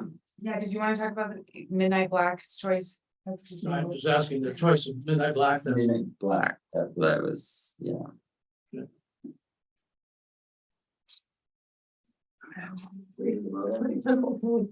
So this is a building permit that's in my office right now, and I'm just waiting to hear your head nod and then I'll approve it. So Okay, well, let's just go on. we need a motion for these, I forget. Yes, it's a formal recommendation to staff. Okay, we make a motion that he's allowed to re-roof As presented. as presented. Lieutenant, Great. although in favor. Aye. Let's have it. Okay. No problem. All right. I'll be back again. Hopefully I can put you ahead of time. You stayed long enough to earn planning commission treat. Oh, I'm gonna, yeah. I might have to grab up. Yeah. Can I leave now? Is that okay? Yeah. Okay, I'm gonna drive home. Thank you. Bye. Okay, discussion that a joint planning commission city council meeting in 2022. Months left. Yeah, so your last meeting definitely said you would like me to present to the council the idea of having quarterly meetings that would be put on the official agenda. So I think it's in the one of the December meetings where we set the calendar for meetings in 2023. So the rest of the council is in favor of that. And so it is finding a way to find out what the best days and times are for meeting. So I don't know if you have, nobody on the council had preferred days or times. They don't have to be prior to, there's nothing that says they have to be on the same day. Council days are prior to our regular meetings. It could be other days of the week. Could it be, well, if you're meeting at 6 o'clock now, prior to or incorporated with your regular meetings, or do we just find separate days and dates? So, When's Christmas ships? Second Saturday. Second Saturday? How long is You do it the same day. so On Saturday? Same day as our planning. Same days are a regular meeting. So that would be the 13th of September. I think he's talking about meeting wouldn't begin until 23, right? it would be for it would be for setting the 2023 meeting calendar where the council sets its meetings and all the commissions, including the planning commission, which would reflect the new 6 o'clock starting time. So I heard last time that there was an interest in having quarterly joint meeting with the council. So day and dates. How we go about that, I don't know. Do we what technology is available, like sending out a, what do you call them, a doodle or something? Yeah, to- there's a doodle poll, but I mean, I'm on you.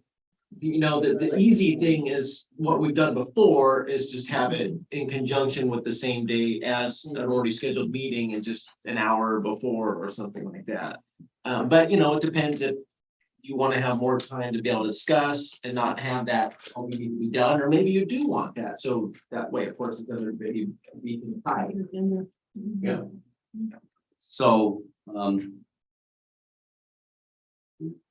I vote for same day as our commission meeting. Yeah, that sounds good. What time do you want to start?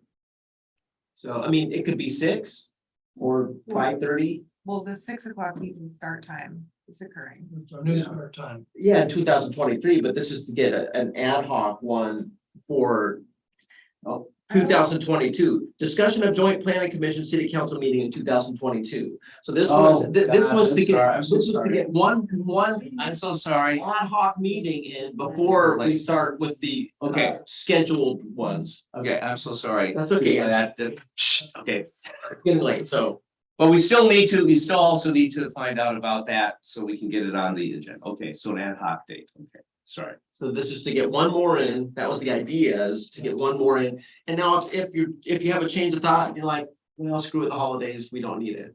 But there was a desire, You did. there was a desire expressed by the commission to get one more meeting in this year with the council. That's true.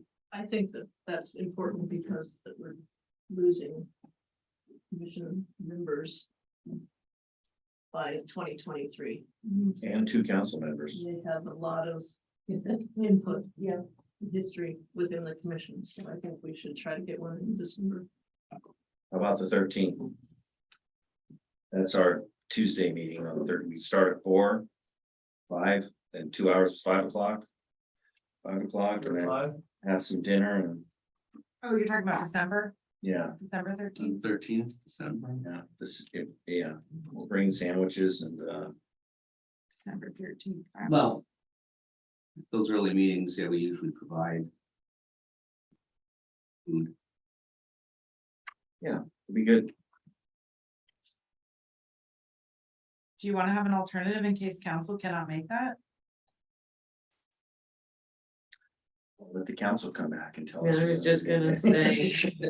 Well, we meet on the night, we meet next week Wednesday. How about the I 4th? mean, we can throw it out. I mean, we can set out an email to the council. I'll say, hey, send out. The 13th, we can do the 14th, which is the date of your meeting.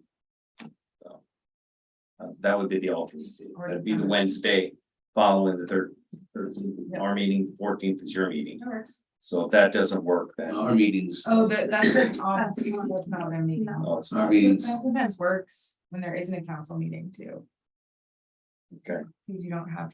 But that's, you know, it's just enough before Christmas that people may not, are less likely to be as they're busy with their Christmas stuff.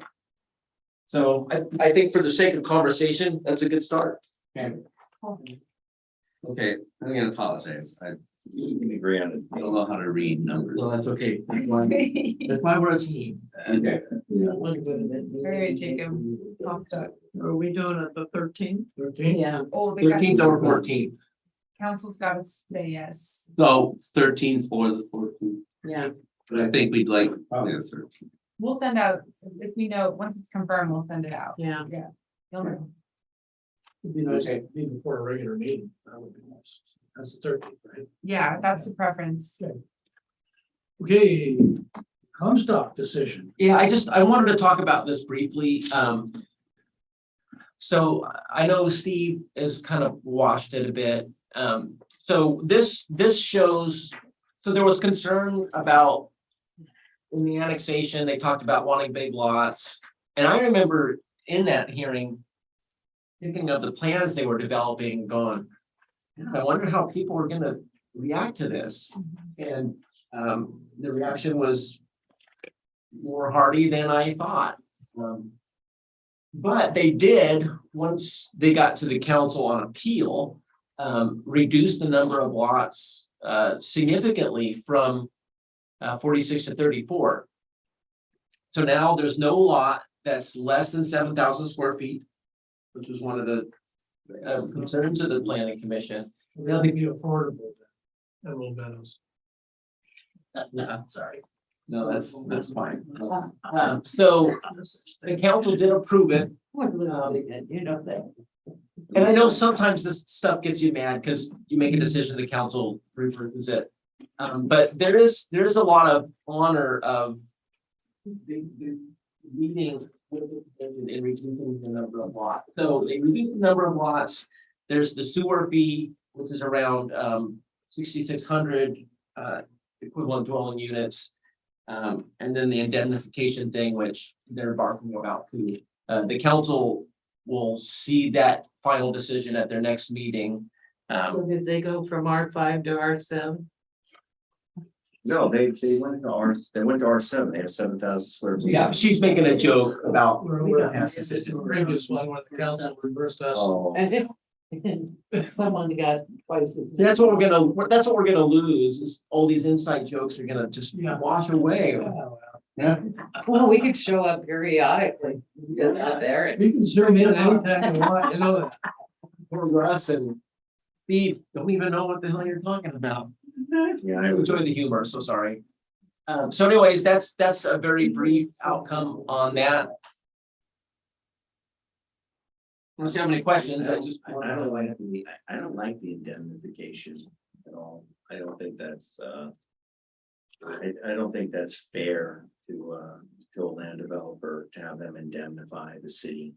Yeah, it's something that came from our legal counsel, so. And, I understand that, guess what I do for a living? There's a legal counsel on the other side, and I disagree with them, and often I win. So, I don't agree with that as a, we can go back in time and talk about impact on our sewer system of some massive development here and how fees weren't collected, and we can go back through and have somebody trying to build something nice like this be hamstrung by lawyers don't build anything. Remember that.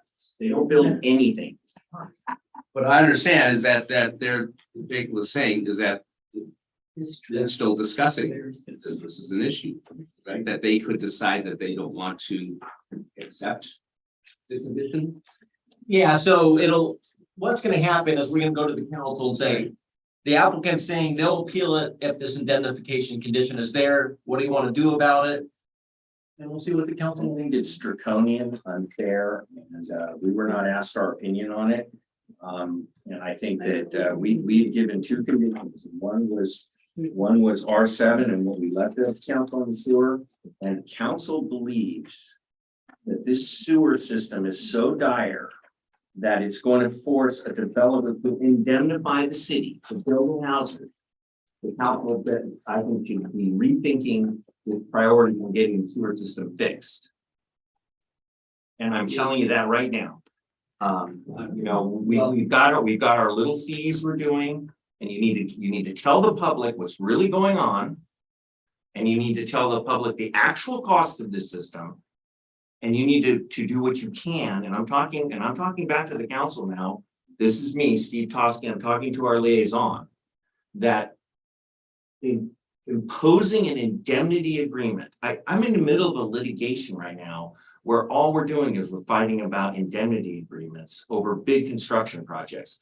It's worth it's so much massive litigation costs, and to have somebody sort out a paragraph like paragraph 11, it is onerous.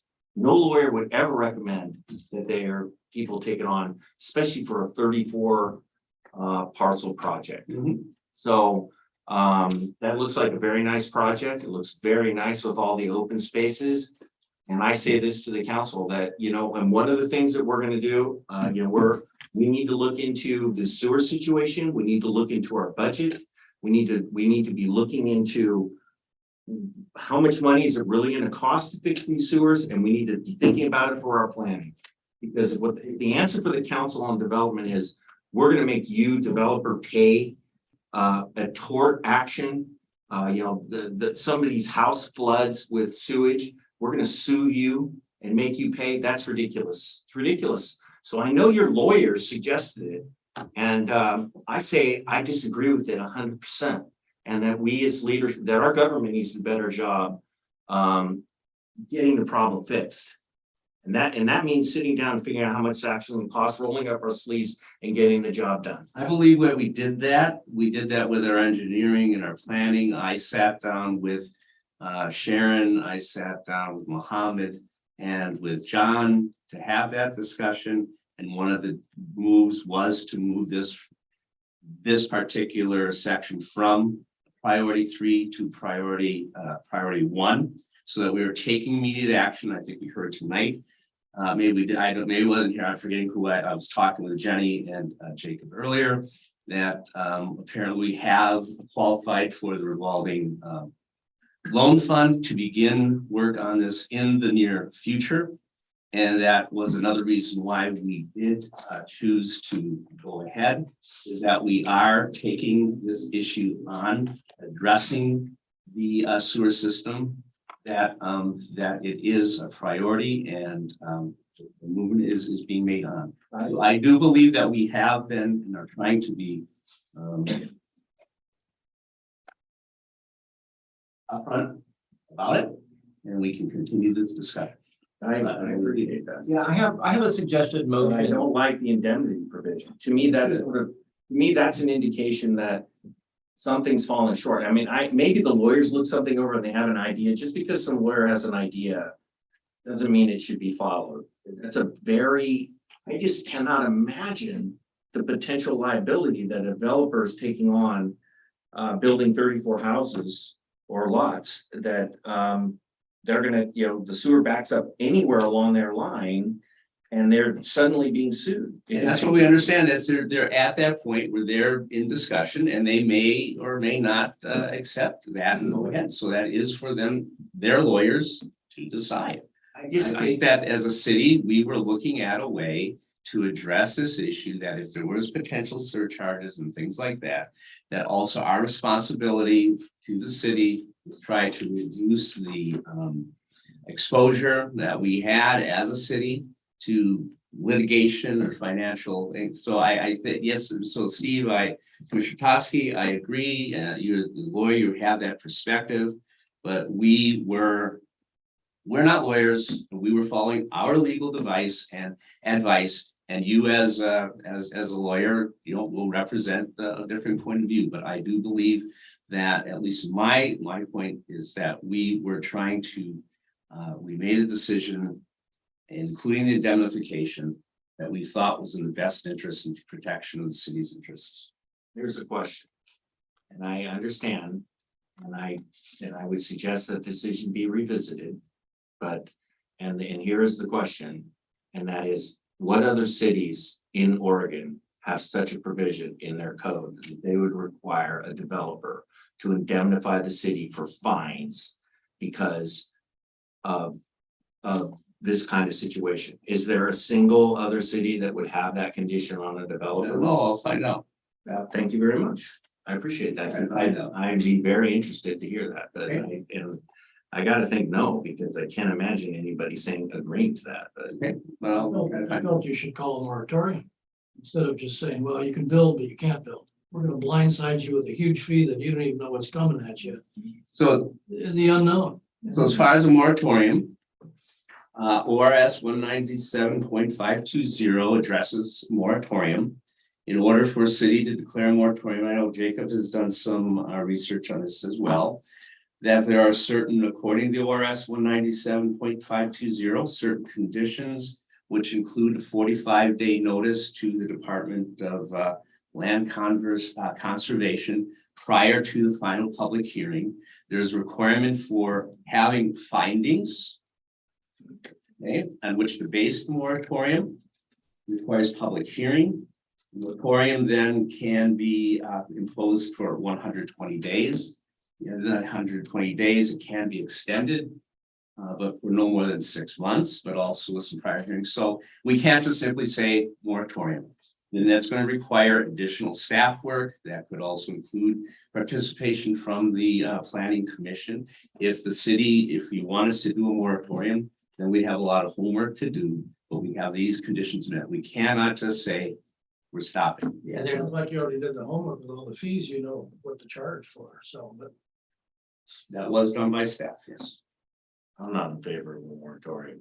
Personally. So, yeah, it would take a lot of. But I'm saying if we want to, then we have to have a basis for that. We can't just say we're stopping. Getting some money behind this and getting it done. That's really what I'm doing. You know, and I know there's a loan, I know. Mr. Chair, would you like to go to the planning director decisions? Planning director decisions, that's where we're at in the agenda. Oh, okay, yes, Keep going, there's a lot of good stuff in there.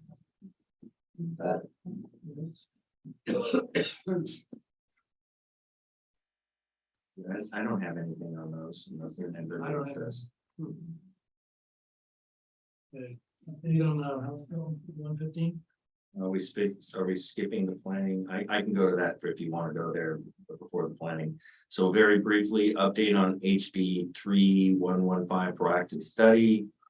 I attended a meeting hosted by in front of me, but a representative from the west side of Portland State Representative and two what would be city councilors, but they're called commissioners from Portland about their approach and what they're doing as far as the homeless are concerned.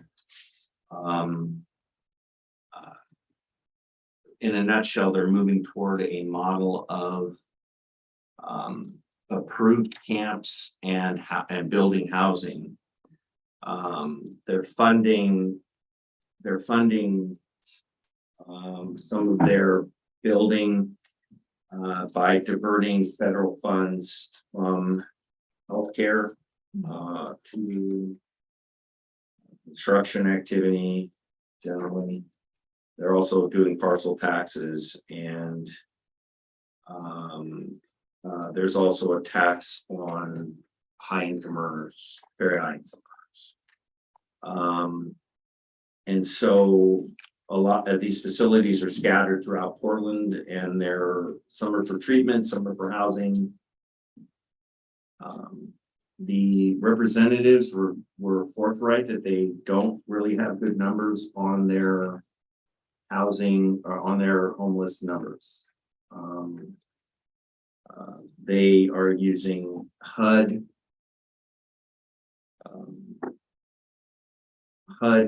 counts, which are for funding. So nobody's really gone out to try to take a good count. I think they've said they've got their official count is like 4,500. But they admitted that was just completely not correct. Because if somebody felt like somebody was dangerous, they wouldn't need to approach them. If somebody was asleep, they wouldn't need to approach them. And so they believe that those numbers are not representative and very small. They're starting a study through Portland State. And questions were asked about whether the city has taken a look at whether their public policies are producing an environment where the homeless are actually being attracted to Portland. They have not even begun to look at that. They have not begun to look at why the homeless are showing up in Portland. They have not begun to look at whether the people are coming from outside the state or outside of Portland and why they're ending up there. And the question was asked is, okay, you're gonna build 4,000 units, but is that even gonna put a dent on the problem? They didn't have an answer for that. And so my conclusion from the meeting is well-intentioned, costly solutions are being implemented without really a complete understanding at all of the problem. And that is, it makes me think personally that the solutions are unlikely to succeed because you're kind of trying to fix a problem, but you don't even know why you have it. So coming back to HB 3115 and the city of St. Helens, our history is that we've done a very good job of enforcing our laws and being very firm and consistent with our approach to folks that are in need. And one of the things that we really try to do is eliminate folks that want to violate our laws and live on the streets, and that's not allowed here for anybody. And so in order to successfully maintain our environment, I definitely am of the belief that we need to make sure that we can fit our camping and sleeping and lying laws under the umbrella of humane treatment, and go ahead with the study that we proposed. I've also been looking more at the Martin v. Boise case and the Grants Pass case, and what's clear to me is that the way the Ninth Circuit Court of Appeals has, what they're saying is really you can't punish somebody who doesn't have any place to live for wanting to sleep somewhere. And so the Grants Pass decision kind of expanded on that a little bit, but the point is that punishment really should be for the activities that lead to homelessness, not having a house. If you don't have a house, you can't punish somebody for not having a house, but you can punish them for being a drug addict. You can punish them for having drugs. You can punish them for stealing or for doing all the other things. But what the courts are saying is you can't punish for somebody not having any place to sleep. And so we're going to need to look at solutions toward that. So not only are we going to have to look at bringing our laws under this protective umbrella, but also looking at our public lands and finding solutions to protect our public lands like we've done with Sand Island and other places, so that by privatization and doing concessions on our public lands, we've successfully been able to eliminate the problem we had on Sand Island, eliminate the problem we had on the docks. And so we're going to need to think about, with consultation of the Parks Commission, of course, we're going to go through a process here, but removing our parks from public lands will then potentially insulate them from the laws that when the judge looks at it and says, well, they're able to sleep on the public land. If they don't have any place to go, well, this is not public land. So we can reduce and protect the areas we want to protect. And then we have to have a solution potentially for those that aren't from here that need some help temporarily. And that's sort of where that's going to be the decision-making process. I asked the I asked, I'm gonna go to the council next week. I'm gonna ask the council to help provide folks that we can work together with. I'm gonna ask the council to request that the police cooperate with our inquiries, that the library cooperate, that all the public agencies cooperate with our inquiries so that we can get meaningful information, accurate information. And then I may ask council for a budget, or at least start talking about a budget, because as Dan said, and one of the things we thought we would do is we need to kind of look into where are the homeless coming from? Why do we have this problem? And I think it does bear looking at whether our public policies are actually part of the problem with creating an environment we want. I think our public policies in St. Helens are different than other government areas. And we can look at how we have wanted to live here in St. Helens for many, many years.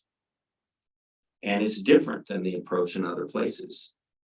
And we have raising the bar consistently. And so I think that making sure that we're reviewing the laws that we can enforce and making sure that the message is out there that we will enforce the laws is one way that we're going to be able to protect ourselves. So that's kind of where things are headed. And I had conferred with Jennifer and Russ and sent them a very detailed email, and we had a very brief discussion, and they knew that this was all coming because they're part of the committee. So that's the report. Great. Don't forget to add employment. Employment.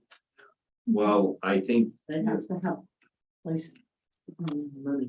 I think you're correct. I think that really, I think the message is you don't have a job and you don't have a place to live. You really have no place for you. We will help you if you come from there, but I really think we need to make sure that we continue to say to our citizens that this isn't about not taking care of our own people. We're a town of 14,000 people. We have limited resources, but we're going to take care of our own. We aren't going to turn our back on our citizens. But the one thing we can't do as a town of 14,000 is take on anybody who wants to come here and just, we will be buried. We're a small place, so we have to protect ourselves while first and foremost making sure that we take care of our citizens, and especially those most in need. Okay, any for your information items? Do we have any of those? I will be absent from the next meeting in November, and I'll be attending decent internet service, Zoom in December. I'll be out of town, but attending by Zoom in November. I may be out of town attending by Zoom in November too. Depends.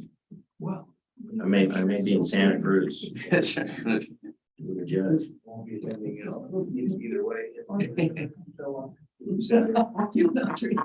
Before we adjourn, I did have a couple questions on the planning department activity report. It was end to play, but. yeah, go ahead. I mean,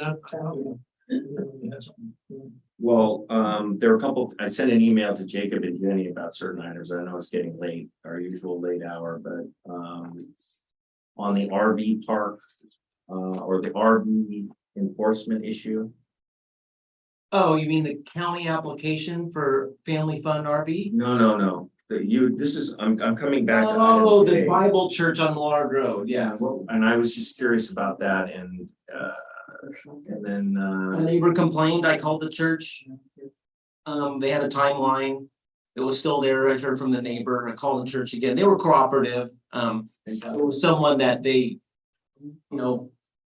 didn't think would be there as long as they were, but it was just resolved by phone calls. So did they have to evict the people or whatever? No, it was a family member of someone that was part of the congregation. And just kind of, here's what's going on. And So so. the neighbor complained Mhm. and then the church then, and so this person had stayed beyond the code. Yes. Okay, so I just want to bring that up as an example of what the citizens' attitude is and what our laws are. And that is, there's only so long you can have guests stay on a church parking lot, and the citizen called. And, the law was, it only took a couple phone calls, but we do have a law. I would harken back to some of the other public bodies where you have, folks putting out refrigerators for people to come help themselves, and it's a different, what do people want here? And, they're willing to pick the phone up and say, hey, this person's staying, I'm concerned. I just want to hear that went down. And then I know I had a number of other questions on Jenny's, but the main thing I wanted to talk about, and it kind of goes with Sheila's saying, is about jobs and this, and the reason that I'm asking about this thing on the NOAA housing is that in running for office, you get a lot of questions and a lot of concerns about what are those 200 housing units and what 270, and I'm really concerned about it. And 239. what 239. 239. I'm really concerned about them, and so the mayor was saying something about, well, yeah, I'm thinking that maybe there should be some provision of are people from St. Helens going to live there, and one of the reasons why I brought this up, and this goes into what Sheila said, and that was, we made a land use decision that we brought in the no housing. And so what does that bring to our community as far as economics and other things? And so I am wondering what is the demo of I know this is, I'm behind the times and I'm new. I've only been here a year now, but we're close to it. But what are I guess, Jenny, I'd ask you a whole bunch of questions. I don't know if you have any information on that.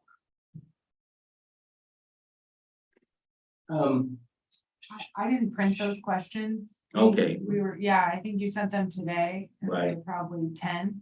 We can, we can do it next time. But I mean, Yeah. it was, I'm happy to go through them, but Yeah. I was preparing for this meeting today and I had a lot of other. I sent them to you late. but it was a multi-dwelling proposal on general commercial property. If you go back in time, it used to be zoned industrial, I think. And we can't discriminate between NOAA or someone else. And I don't think we have any authority to be able to say who lives there, I don't think that would comply with the Fair Housing Act. But it's a good question in as far as your zoning regulations. Do you allow apartment complexes on commercial land? Both the 204 units, I can't remember the number, but the ones, St. Helens Place Apartments on Madison Street and this one were both on general commercial property. And so that goes back into your question, economic opportunities analysis, and what's your inventory? And do you allow apartments on commercial land? The city used to allow storage on commercial land, which is insane. And imagine doing that now. It's restricted to industrial, and this is storage, a storage site, something you want in your commercial district. So I think that becomes a zoning question. Just thinking off the top of my head.